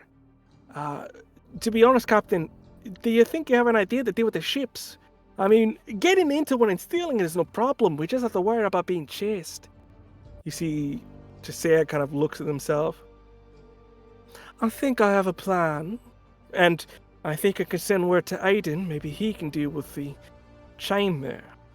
My only question here is, do you have the other item in the memory banks of your mind? You see Revis go, aye, for sure, yeah. I got it all here on the noggin. Once you get out the bay. What other item? None of your concern, which is simply just something to pick up along the road. If I'm going to be coming with you, it feels like I should know exactly what it is that we are picking up. You see they roll up the map. As I said before, respect. Earn it. And then you get to know all the little details. As you see, they begin to take the map, put it in their pocket. You stay with Revis. I'm going to get word to Aiden. So for the two of you, Revis, try to find a good old spot to hide by the harbor. You will see my signal, don't worry about it. Okay, if you're so kind. With that, I'll just say, Omera, you stay with Revis. You can talk about your love of flowers. I'm sure we'll find something to talk about. You see they walk out. And I think as they're walking out, you see Dawn appear on the side. They're a bit of an ass. And in Omera's mind, tell me about it. Huh. Hopefully they know what they're talking about. What do you think they're keeping from us? I don't know. I mean, clearly they are pirates and have been for a long time. So, I don't know. Could be anything. Maybe it's some sort of. Maybe it's a person. Maybe it's a device of some kind. I honestly could not even begin to think about what it is possibly that is so secretive that they need to pick up. Worrisome. You see Revis. Oh, hello. Are we here? Oh, yes. Sorry. It's just a new environment for me. Something to get used to. Is Josiah always like that? Well, the captain's very loyal to the cause. And the cause being? Godless. Tell me about that. What exactly does it mean to be godless? Well, it's not more in a sense of the word of being godless, but it's more of a group. And you see he, with just a whiff of his hand, snaps, and you see one of the books kind of come down as you see what looks like to be a book that says the histories and sort of Mali. I'm sorry, not Mali, Gully. for which you know is a little bit more war-torn area. Kind of goes. The godless originally originated from Galilee. It is a region that has always been plagued by war. They were one of the few countries in which, when the rebellions started popping up, they always stuck to their guns. They've been fighting the Empire for a while, but now they're just the playthings for one of the Archons. Okay, so what is the goal of the Godless as a group? Well, what are you hoping to do? Well, right now, their whole deal is just to survive, but Aiden wants to change that. Change that how? I'm a little bit skeptical in the details, but I think it has to do with a little package we're picking up. He made a deal with some individuals. Okay. I don't suppose you're going to tell me any of these details of this deal or the package, are you, Rebus? Well, I won't tell you much, but I'll tell you it does have to deal with those freaking millions. I'll tell you, gambling is a big thing, but I didn't think they would take a gamble like this. What do you mean exactly? You see a little bit of just a thing here. I think in this instance here, if you want to get a little bit more out of it, you either can connect with someone or feel them out. I'll leave it up to you which one you want to do. I will connect if you want to be more with like Rebus. Connect with them? Yeah. Fantastic. I think what advantage you're able to see is Revis is more like you in a sense. He's an academic. He's not very much of like this tough kind of thing. Kind of sort of that maybe he hasn't seen much of the world, but for the most part, inquisitive mind and kind at least. He's not spouting or calling you things, even though Josiah's a little bit different. So he seems to be a little bit of a more trusting figure, especially that you're with this captain. It's like, if it's good enough for the captain, it's good enough for me, kind of deal. And that's kind of the advantage you have here.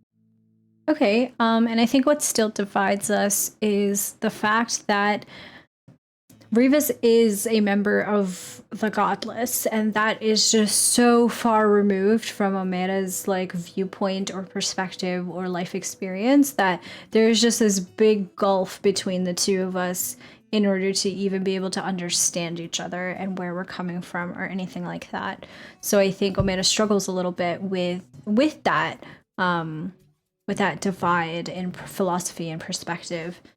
And I think it's very clear that Omera is struggling with it as well throughout this conversation.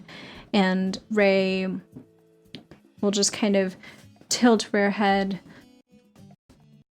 What made you want to be a part of this group in the first place?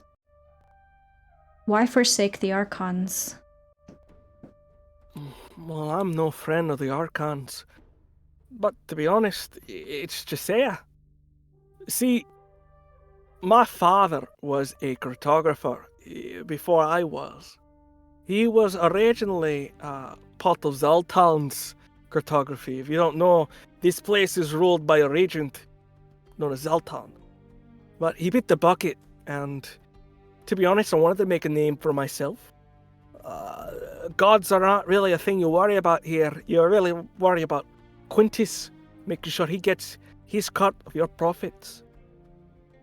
But Josiah is different. I guess there's a bit of a history about them, their family, their lineage. They're heroes in a sense within that sort of era of adventure. They're very legendary people. And also, you know, they care about. They from the way they had to grow up and the things they had to do to survive is very. You feel for them. And the way they stick to Aiden, it's like honey onto the surface. They just stick and are with each other. So it's admirable. And it's something you can trust. For me, I feel no which way about the gods. It's just my personal view. I just know that when you're taking money from hard-working people and trying to force us to be things that we're not merchants or privateers, you tend to rebel. You follow Josiah a lot for someone who doesn't. necessarily agree with her cause. Why? You don't have to agree with someone to know that they're doing something that's right. You're trying to win freedom for people. That's not necessarily a bad thing. No, I suppose not. But why Josiah? What relationship do you two have that inspires this loyalty within you? Well, I shouldn't be telling you this, but way back a little bit before they were in prison, there was a whole big attack on a treasure fleet that the Empire was doing. We thought we could take them on, but the ships, they were armored to the fucking core.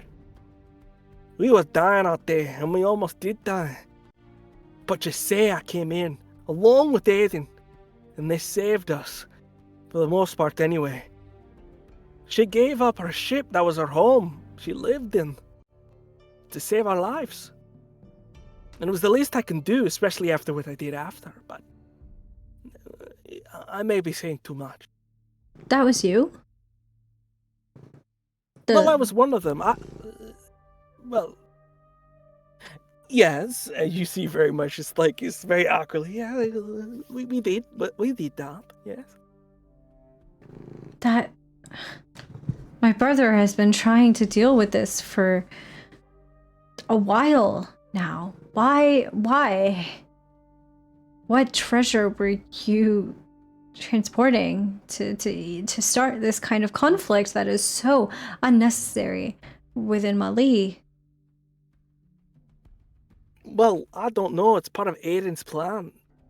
Boy's got a plan bigger than all of us. And if Josiah's interesting, I'm along for the ride. And Omera nods in processing this knowledge and kind of makes a mental note to talk to Aiden about it at some point soon, hopefully. And I think we'll just kind of let the conversation kind of dissipate at this point and wait until it is time for us to make our next move, waiting for Josiah's signal, which she didn't even specify what it was, just that she would give a signal. And so Omera's really hoping that Revis knows what the hell that means. With that, some time passes. You see, you kind of follow him, gets a couple of crew members, a variety of rough, toughened looking people that know what they're doing. And it gets maybe about nighttime. At the moment, the two of you and the others are kind of at the tavern, just trying to act natural, going through, and at a moment you're kind of thinking to yourself, what possibly could this yahoo of a person do that would possibly help? Then it becomes clear. You see what looks like to be something that is very concerning to a number of people. As you see what looks like to be one of the ships that are on the harbor on fire. Complete and fully, as you see that the rest of the ships that are docked on the other side are not able to move as quick, and you can hear somebody screaming from the far side, "Fire ship!" Clicks in your mind. A fire ship is an old Navy technique. If somebody's in a particular area where they know where a bunch of ships are, all one may want to do in case of emergency is light a ship that you have on fire and send it that way. If they don't get out the way, they blow up. If they do, they have to sort of maneuver. And you can see this ship is like a man of war that is immediately crashes into one of the nearby things, leading that thing to be on fire. As you see Rivas go, fucking hell. All right, boys, let's go. As you see, they immediately down whatever they're drinking and begin to run into the nearby direction following Rivas. What do you do? Oh my god. Okay. Omera, I think, had already packed up all of their things and was ready to head out at any moment. And so they grab their stuff. They just kind of put their head in their hands for a second and go, what the hell have I gotten myself into? And is Aiden around, or? Aiden's not around yet. You just know that maybe Jasei's around, but at this moment, Revis looks like he knows where he's going. It looks like he understands what the part of the plan is. Yeah, Omera will follow. We'll run after him. Fantastic. As you running after him, you see that he kind of pulls around what looks like to be this wonderful, prestige-looking ship. And when you look, it should be a frigate. But I think the thing that you notice for the most part, which doesn't make too sense, you want a ship that you can bolt out of here, right?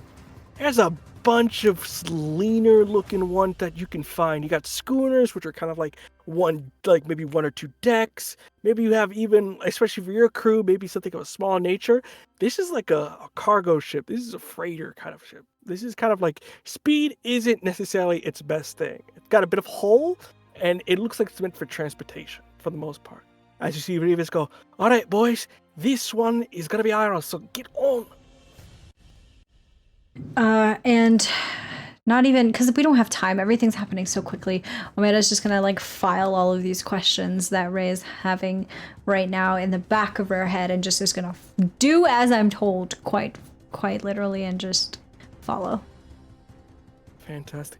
With that, everyone gets on the ship ever so quietly. You can see there is a screams coming off. As you see the fire maybe start to dip into houses themselves, as you see people are kind of like, no, trying to do their best. There seems to be nobody of a magical quantity here yet, but a lot of the guards and everything are distracted as the ships are trying to maneuver out the way. As they're sort of setting everything, you see sails are being trimmed, you see anchors are being loosened. At this point, you see Jasei kind of almost like teleports right next to you as a gate opens, teleports on. Revis, how did I do in my little bit of letting you know? As always, Captain, fantastic. A little bit too brash, but I believe it got the job done. We could have taken a much subtler approach than this.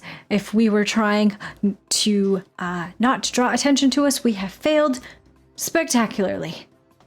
They'd be too busy with the fire, Omera. Calm down. We're professionals. We understand what we're doing. If I need to cure a cut on my hand, you'll be the first person I call. I hope you know what you're doing, Jasei, because it is not just your life that you're playing with here. Let's go. With that, all right, boys, as you still a little bit of a hush, let's get going. With that, you see Jasei slowly begins to turn about, and with that, you see one of the guards, what the hell?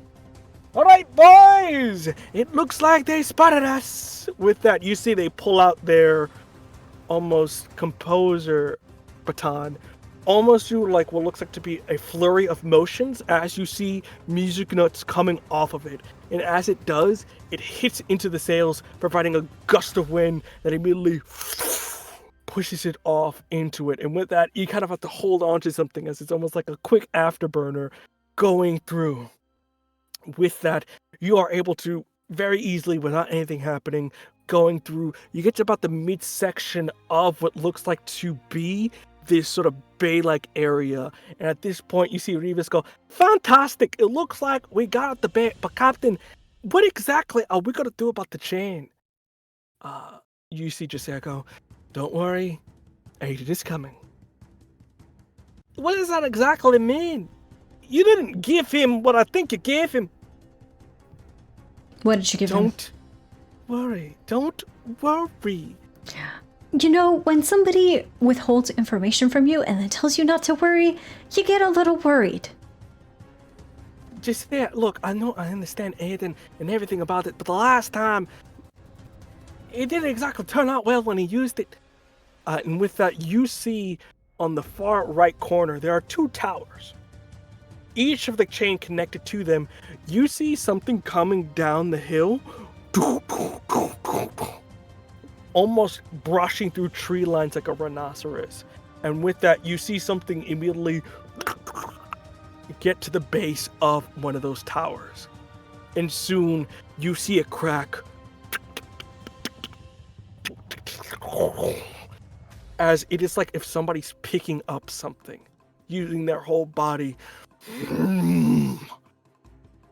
You see Aiden, but not as you've seen them before. A little bit of what you saw for a quick glance. You see their muscles are incredibly pronounced. You see their veins are pulsing with this sort of neon purple as their eyes glow like that before. As you see, they almost two-handedly, almost like doing a squat in a sense, up and take the entirety of this large tower, like 40, 50 feet in the air, and toss it into the side. You see the chain that's kind of in the midsection follow suit, and it begins to just as the chain dissipates right before Aiden super jumps in a sense onto the ship. As you see, at that point, they slowly to slowly transform back into their normal form. But there's something here that you didn't see before. Just off a quick glance, you don't understand it. They look to be in a worse state. Worse how? More sickly. Okay. And I think Omera, not knowing what to do here in the situation to really help, is going to immediately run over to Aiden when he starts to transform back into his normal self. And Omera can very quickly, I think, identify that he's not feeling very well, and is going to allow Aiden to use them as a support. He's going to say, "Are you okay?" Just go. Okay. And Omera will take Aiden to like a safer spot on the ship. Fantastic. You go under with that. Well, right and dry, boys. As you begin to get to the harbor, you take Aiden down. Before you're able to get kind of a good understanding of what's going on, you hear something from the bottom of the ship.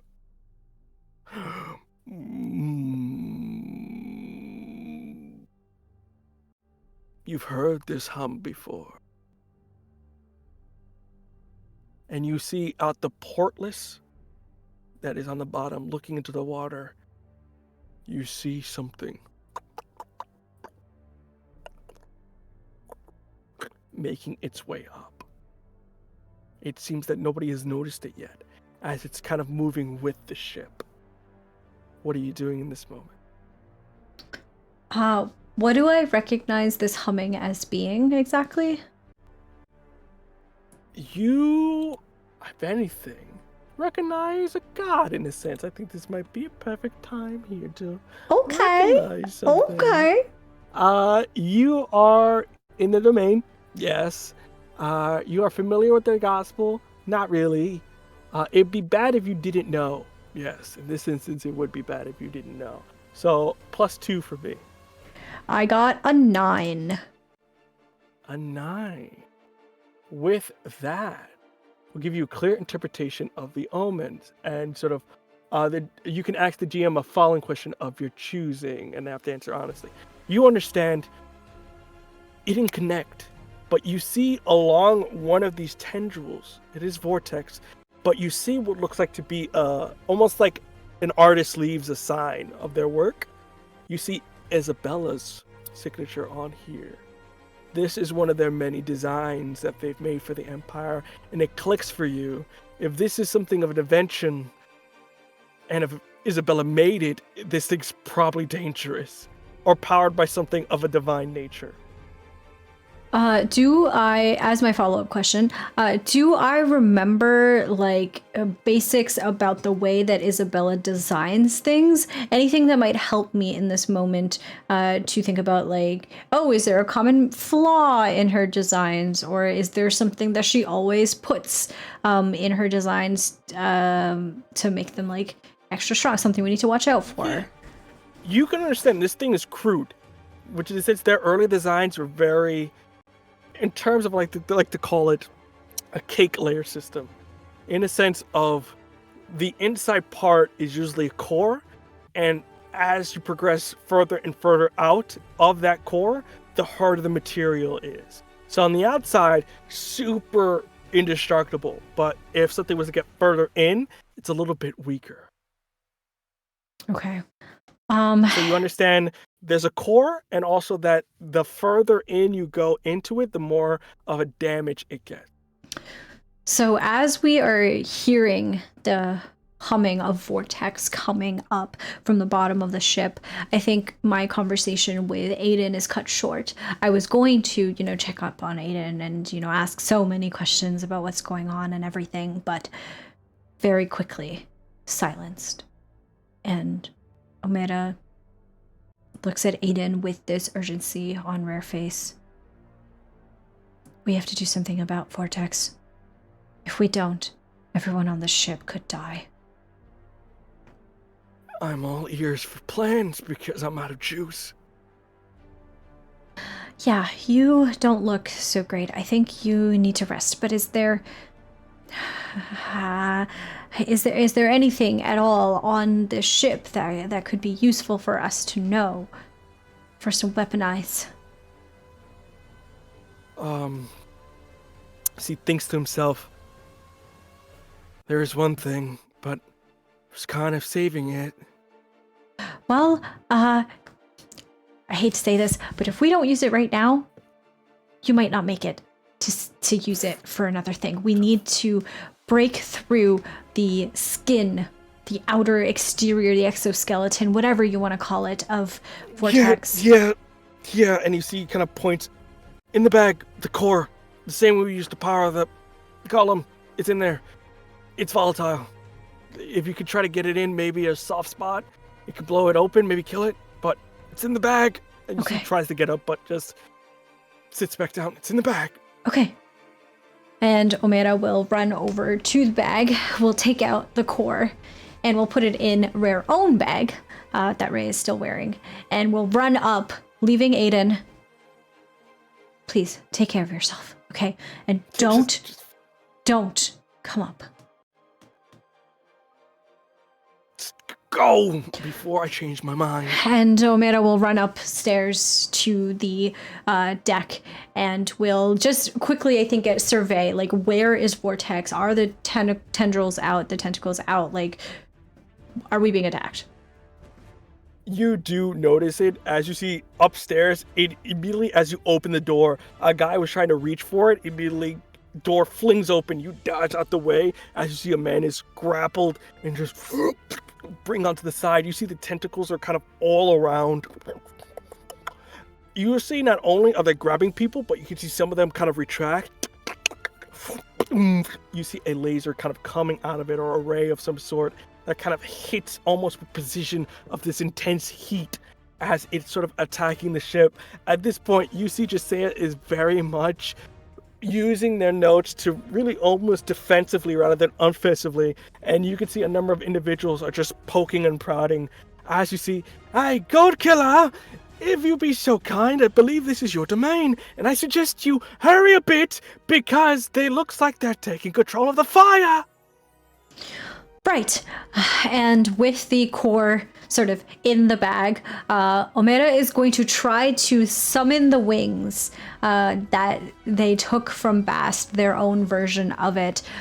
Before I am able to sort of wield this power, I believe a roll is required. It is required. So with that, for this one in particular, you've done this specific act before perfectly. I'll leave it up to you if perfectly in your mind. If you got it down to a science, I don't know. No, I think it's too soon to say that it's perfect. Okay. So still a little bit shoddy. You've done it before, but not perfect. You're desperate for this to work. If you do this, you're gonna mark a strain. You're at 2 strain right now out of 5. I'm gonna mark this strain because I think Omera recognizes the danger that we're in right now. Fantastic. And you're close to the domain of the god that you took the power from. I will say, I'll give you the benefit of the doubt. You're still in the archipelago. You're still within that sort of island region. So you get a +2 to this. All right, +2. Let's go. Let's go, baby. I got a 6. Got a 6. Your power sputters and your enemy seizes your weakness. You suffer 2 strain instead. You can suffer 2 strain instead to achieve the full success before they're able to react. So I'll leave it up to you. You're already taking 1. If you do take 2 more, I believe that gives you the full-on 5. Yeah. Yeah. I am gonna do it. You gonna do I'm it? gonna take my 5th strain. All right. So with that, So that means let me I get the describe what full happens. effect before they can react. Yes. So I will describe this first before we go into suffering your 5th strain. With that, you see that the tentacle, one of the rays try to hit you, but before you're able to get your wings up, shield you for a moment. What are you going to do in this case, as you still have your opportunity here to do what you want to get done? So Omera unleashes from their back these 2 large wings that are not feathers, not metal the way that Bast's wings were, but leaves of different colors that shimmer metallically, almost as if they were made of metal, but not quite. And along both of their wings, there are constellations of stars as a sort of nod to Mycin as well. And they pull out these wings, and as they do so, after they dodge this laser, they shoot straight up into the air and they grab the core in the same sort of movement, and they're able to, I think, get like a really good advantageous bird's eye view of the entire fight that is happening right now.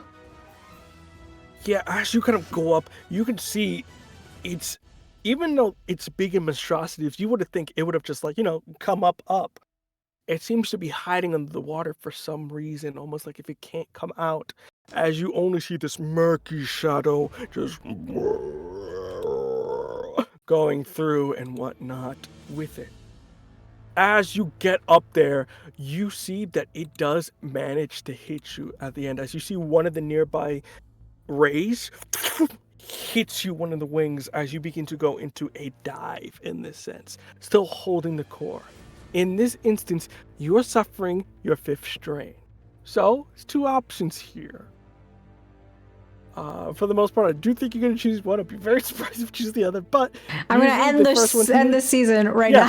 End the season. You could describe how your divinity explodes as you die, altering the cradle forever. It's an option. We can roll I decide that the show is done. No, I'm kidding. Yeah, you just blow up. Or the other one in this case, you choose to preserve. So you roll 2d6. From a 7 to 9, you clear 1 strain, but you also reveal 1 to your opponent as you fight through the pain. On a 10, you want to get a 10 plus, that's a strong hit. So you can have Divinity Surge with you and you clear everything and kind of describe how you forge ahead. And on a -6, you just go unconscious and you clear 1 strain. So it's a very important roll here. Okay. Let's go. Please. Dice, be kind to me. I got a 10! I'm not even kidding, I got 2 5s! I got a 10! Oh, look at that! Oh, lucky bastard! Fantastic. With that, how does this divinity kind of surge in you here as you clear everything? I go up, and I think for a moment it feels like I am about to pass out. There is this lightheadedness as Omera, almost like vertigo, shooting straight up at a speed faster than they've ever traveled before. And then it's this big inhale, and they can feel it. I think they connect to the divinity that they are channeling in this moment, and it feels so different from the magic that Ray has used up until this point. It feels bigger, it feels brighter, it feels connected to all of the other kinds of magic, and I think something clicks in Omera. And the stars on the wings shine a little bit brighter. The tattoos on Omera's skin start to roil, mixing black and red, blood and ink together. And I think because of that connection, if I may, GM, I think Omera allows themselves to fall.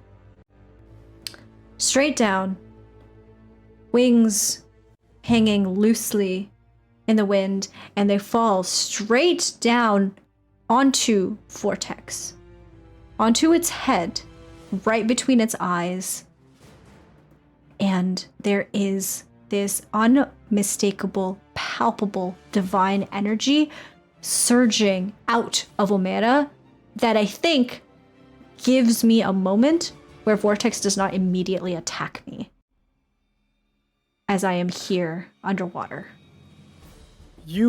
As you're going down, you can see almost Dawn at your side, almost in a sense guiding you as well with that connection of like maybe what's the best path to go down as you go under the water, your divinity shining as bright. You notice that as you're shining bright, it's almost reaction.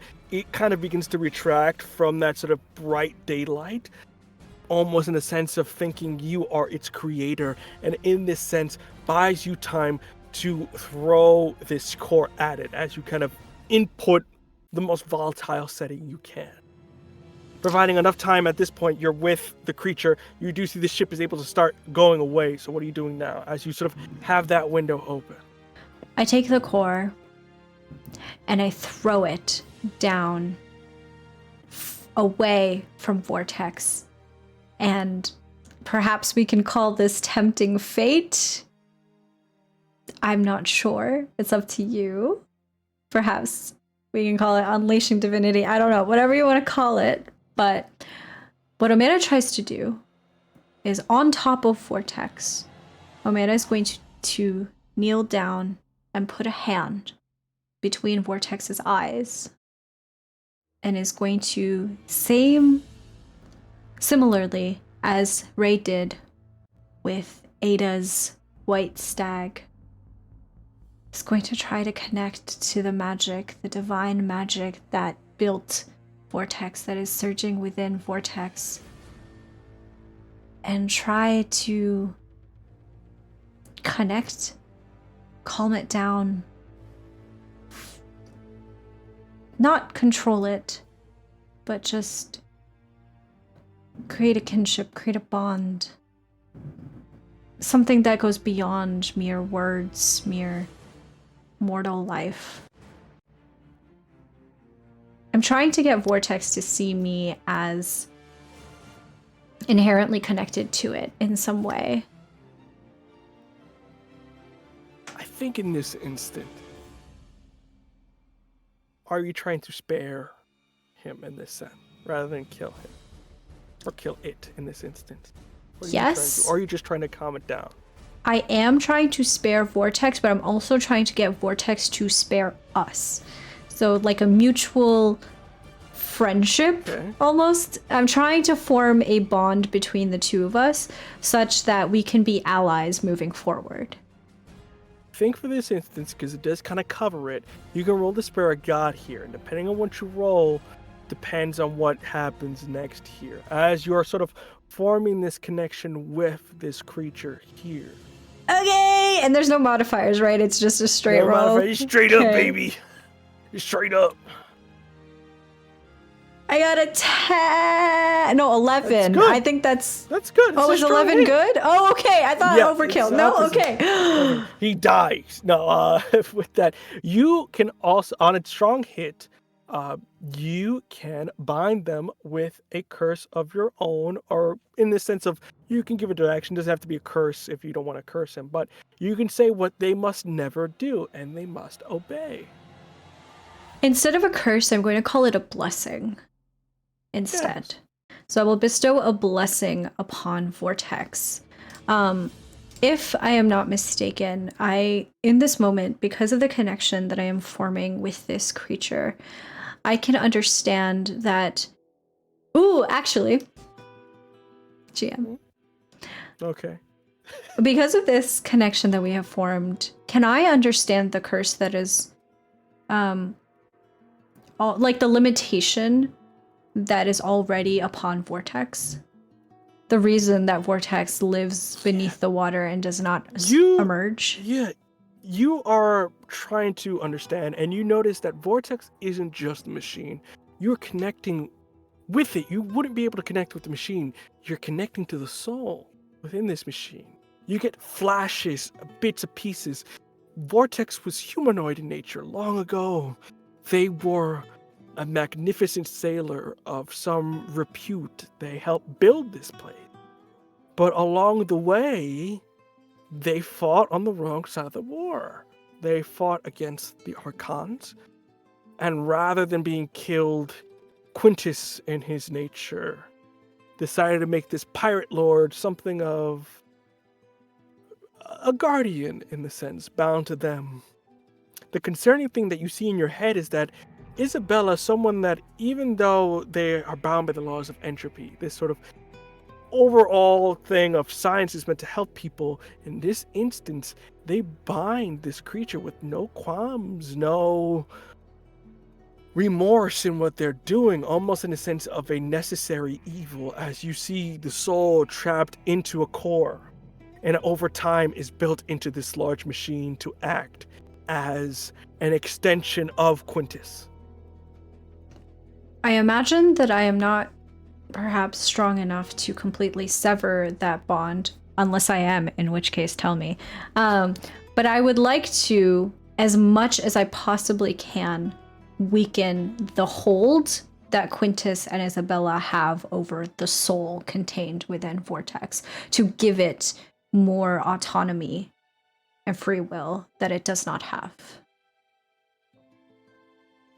You are connecting it in the water. You see the light reverberate from you, and almost like tendrils or like these misty-esque points of you begin to seep under the carapace, under the armor, and with it, its eyes, which are this sort of red alert red, turn into something of a purplish light, looking at you, beginning to retract. And there is no words, there's no exchange, just a loud hum, but in the depths of your core, you understand it to be as a thank you before it sinks back down into the depths of the dark of the ocean. And I know now that, should I need it, this is someone that I can call upon later. I have made a friend here, just as I made a friend in the forest with the white stag. And so I fly back up and out of the water and go back to the ship. I did say that I threw the core to the bottom of the ocean. So I feel like I don't have that anymore. Well, as you kind of get up, at the same time, you see kind of the large explosion goes off. And I think from what they understand, they think you killed it. And you can see there's just a round of applause going around. And even a bit of a smile from Josiah. Just like, good job, God Killer. All right, everyone, let's keep going here. We got to get to the island fast. Omera is going to let this misunderstanding fly for now, and is just going to keep it to themselves for now that they did not actually kill Vortex. Fantastic. With it, some time is passing here. Is there anything Omera is doing? Do you go back to Aiden, or do you just kind of... Yeah, Omera had left Aiden in a state of being very unwell. And so Ray will, I think, as soon as everything on the deck is like handled and dealt with, and like it's clear that Josea's got everything and she can take care of it, Omera is going to go down to where they had left Aiden to check up on him and make sure that he's okay. Yeah, and I think some time is passing down here. As you get down, you see they are just, at this point, grabbing the nearest cigar and just trying to light it at this point. As it seems to be, that's their cure-all at the moment. Omera will wordlessly walk up and take the lighter from Aiden's hand and light the cigar for him. Thank you. How are you feeling? You see their hand still pulsing is slowly going down, shaking, but they're able to control it. I've been in worse predicaments. Understandable. Is there anything that I can do to help with that, to help it pass a little quicker or more painlessly? No, I'm good. This is all I need. Okay. And Omera will sit next to Aiden and I think just like rest Rare Head back up against the wall. And without looking at Aiden, just looking up at the ceiling, is going to say, I didn't kill Vortex, but everybody thinks that I did. I would keep that to yourself then. And rolling their head over to look at Aiden. You're not going to ask me why? You have your reasons. You killed Bass, deserved it. This guy probably didn't deserve it. It's not my business. You trust me a lot for somebody who just met me. I like to give people the benefit of the doubt. Plus, you're going to be pissed with me in a second. And I think, Omera, this is the point at which they, like, lift their head off of the wall. What did you do? You'll find out in, like, you see looks at their watch, about 5 minutes. Okay. Then at least give me this 5 minutes of peace. And Omera will put Rare Head back on the wall. And I think just sit in silence next to Aiden, letting him smoke beside them. And it's this nice feeling of like a quiet intimacy between the two of them. Omera is genuinely surprised that Aiden trusts them so much, given that they had been on such ideologically different sides, and is kind of rolling that fact around in Rare Mind while we wait to find out what it is that Aiden did. It's calm and peace that you haven't had since you left home. And with it, some time passes. Be specific, 5 minutes. And then you hear from the top parts, Land ho! You see, he kind of duds his cigarette and proceeds to get up. You're going to want to take a look at this. And first, look at it before you get angry. Okay. You gave me the benefit of the doubt. I'll give it to you back. Show me the way. Puts his jacket on and going up. You see that you are on what looks like to be some sort of remote or desert island. But on it, you see something impossible. You see something miraculous. You see something out of a storybook in a sense. You see what looks like to be this luscious and wonderful red, dark wood ship cracked in half as it landed into the bay. But what you see, which is more important, is littered across the sand, you think is maybe a reflection of the sun coming up. It's not. Littered across the sand, glittering on it, is gold. More gold than you have ever seen in your life. And Revis kind of comes down. I told you, Captain. I kept it right in my head. Once the treasure fleet plan went a bit of awry, I managed to get on one of the man of wars, holding some of the gold, and ran right into the nearby island here.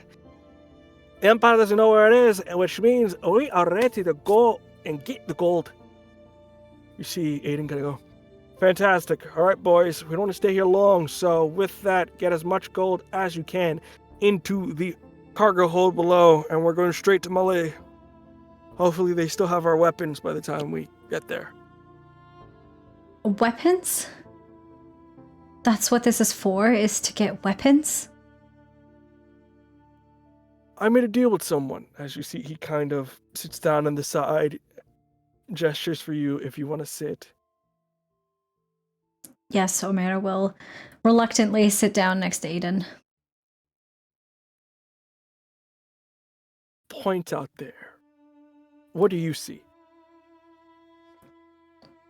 I see a sun in the sand. Not really sure yet whether that's a sunrise or a sunset. You see a sun. I see a powder keg. That gold is something that will spark life into my people. I'm from Gali.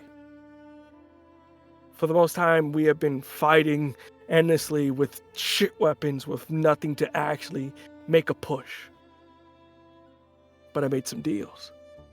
I got out of the war front, came over here, and I made a deal with somebody in Mali, someone within the government. And I made a deal with the Jaws. They're working together. That can't be true. Somebody in the government, the whole government, but someone is working with them. I'm surprised that they're even doing it, but the Jaws promised us a shipment of weapons from the Empire's arsenal. They can get anything. But in exchange, they needed gold. For what purpose, I don't know, but they needed a shit ton. So, Josiah, with their knowledge, and Revis knew all the smuggling routes, we hit the fleet. Who's your contact in Mali? Well, that's the interesting part. See, they're part of an organization that tries to do the best, but being the smart person that they are, they decided that there needed to be a push. Aiden, who is your contact in Mali? Well, I don't have a name for the guy. We never really make face to face. We just call him... What do we call him again? As he kind of looks up to Josiah. Call him Emerald. Call him Emerald. We don't use our real names for the purposes of keeping it safe. But they're within the government, and they have helped us, acting as a liaison in a sense. To do what? To spark a revolt? A coup? Is that your big plan? See, you say coup like we're uprooting something that's bad. You do understand that they're the bad ones, right? I'm processing it. I just... See, that's the problem. See, you process. There's nothing to process, Omera. You were in prison for months. You were tortured, prodded. They killed William in front of your eyes. They left you alone to die. I know. So why are you still praying to them? It makes no fucking sense. Because maybe not all of them are bad. Maybe it's... You have to understand that I have believed in the gods and the archons my whole life. It's not so easy to just discard them. Believe me, I am trying to understand everything that I'm being told, everything that I'm learning. I am, Aiden. It's a lot to wrap my head around. And you might not understand it, but there is some good that the gods have done. And I believe that that is worth something, at least.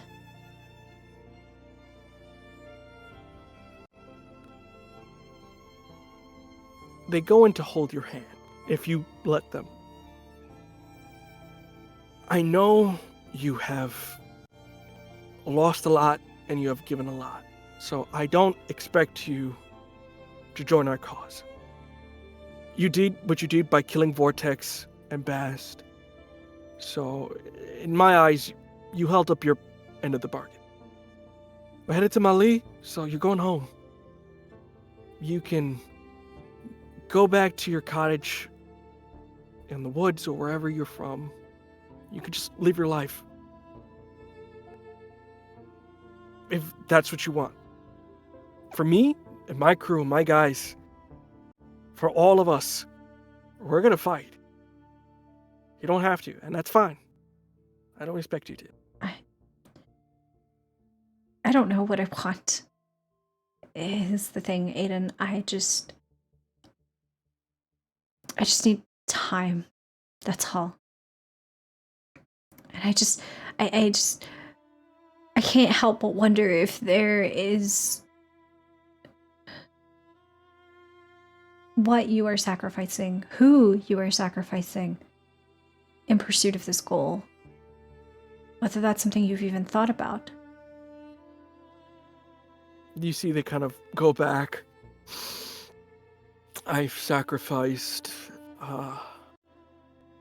quite a lot, but at this point, you're talking to a ghost. Everything I live for, Omera, is for these people. And I'm dying, in a sense, on the inside from having failed so much. Omera will take their hand out of Aiden's and will take both of Rare Hands and cup Aiden's face. As long as he does not pull away. You can be more than just a ghost.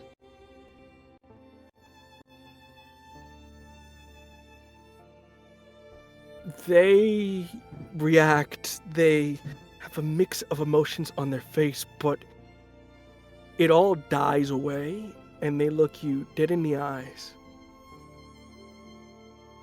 But people only fear ghosts. As you see, they take him down and proceed to work with everybody. You see, he begins, even though no condition to work, takes it off and proceeds to help these guys get these gold bars onto the ship. You see Jasea from the top looks down and gives you a knowing look of, told you so, before they go off to their duties. And Omera doesn't join them. I think they just sit there and watch, and they look and they process and they think. Because there is so much that is happening that Ray did not even think about, could not even conceive of happening in the world, in the Empire, and somehow they have found themselves in the middle of it all. And still, after it all, there is a part of them that wants to cling to life, that wants to cling to faith. And it is very difficult to do that in the face of everything that they have seen and witnessed and experienced in such a short amount of time. So Omera sits on the ground, and the rose debates whether or not to keep its thorns. And as you ponder, the camera slowly pans away. As this gold represents something much more than a heist. It is key. It is that spark, the ember, that may start a lot more lives being lost. And from there, we shall end this episode of Forsaken. Yay! How could you do this to me? Hey, we're only on episode 4, baby. We still got a long way to go, folks. You can't do this to me. This is violence. This is unfair. This is bad. We love to see it. With that, everyone, thank you for joining us for another wonderful episode of Forsaken. With that in mind, Omera, please plug your plugs here. Hello, everybody. My name is Hamna. I use any and all pronouns, and today I have been Omera the God Killer. I am a TTRPG performer and producer. You can find me all over the social medias at Lilith TTRPG, where I talk about all of the different projects that I'm a part of. Right now, the other project that I have being released is a podcast of the corrupted called The Ties That Bind. It is over on Secret Nerd Podcast, wherever you pod your casts, and it is a really wonderful tale of horror and romance and tragedy about 3 people in the apocalypse. So I believe we're on like episode 4 or 5 at this point, so you still got some time to catch up if you are interested in seeing that. But yeah, so I'm gonna pass things over to Chris. Hello, everyone. I was your benevolent and not in any way, shape, or form sad gods today. With that in mind, you can catch me on the Twitter while it's still alive at VO_Cologne. That's COLON. With that in mind, I believe next Tuesday is going to be starting a new show. We pre-recorded the first episode, but the next ones are going to be live.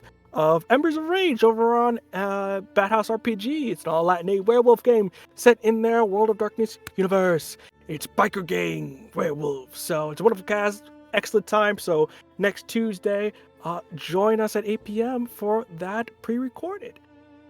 But with that in mind, we hope you had a wonderful time, and we can't wait for next week for another Tale of Forsaken. But until then, we hope you have a lovely night, and we hope to see you soon. Good night, everyone.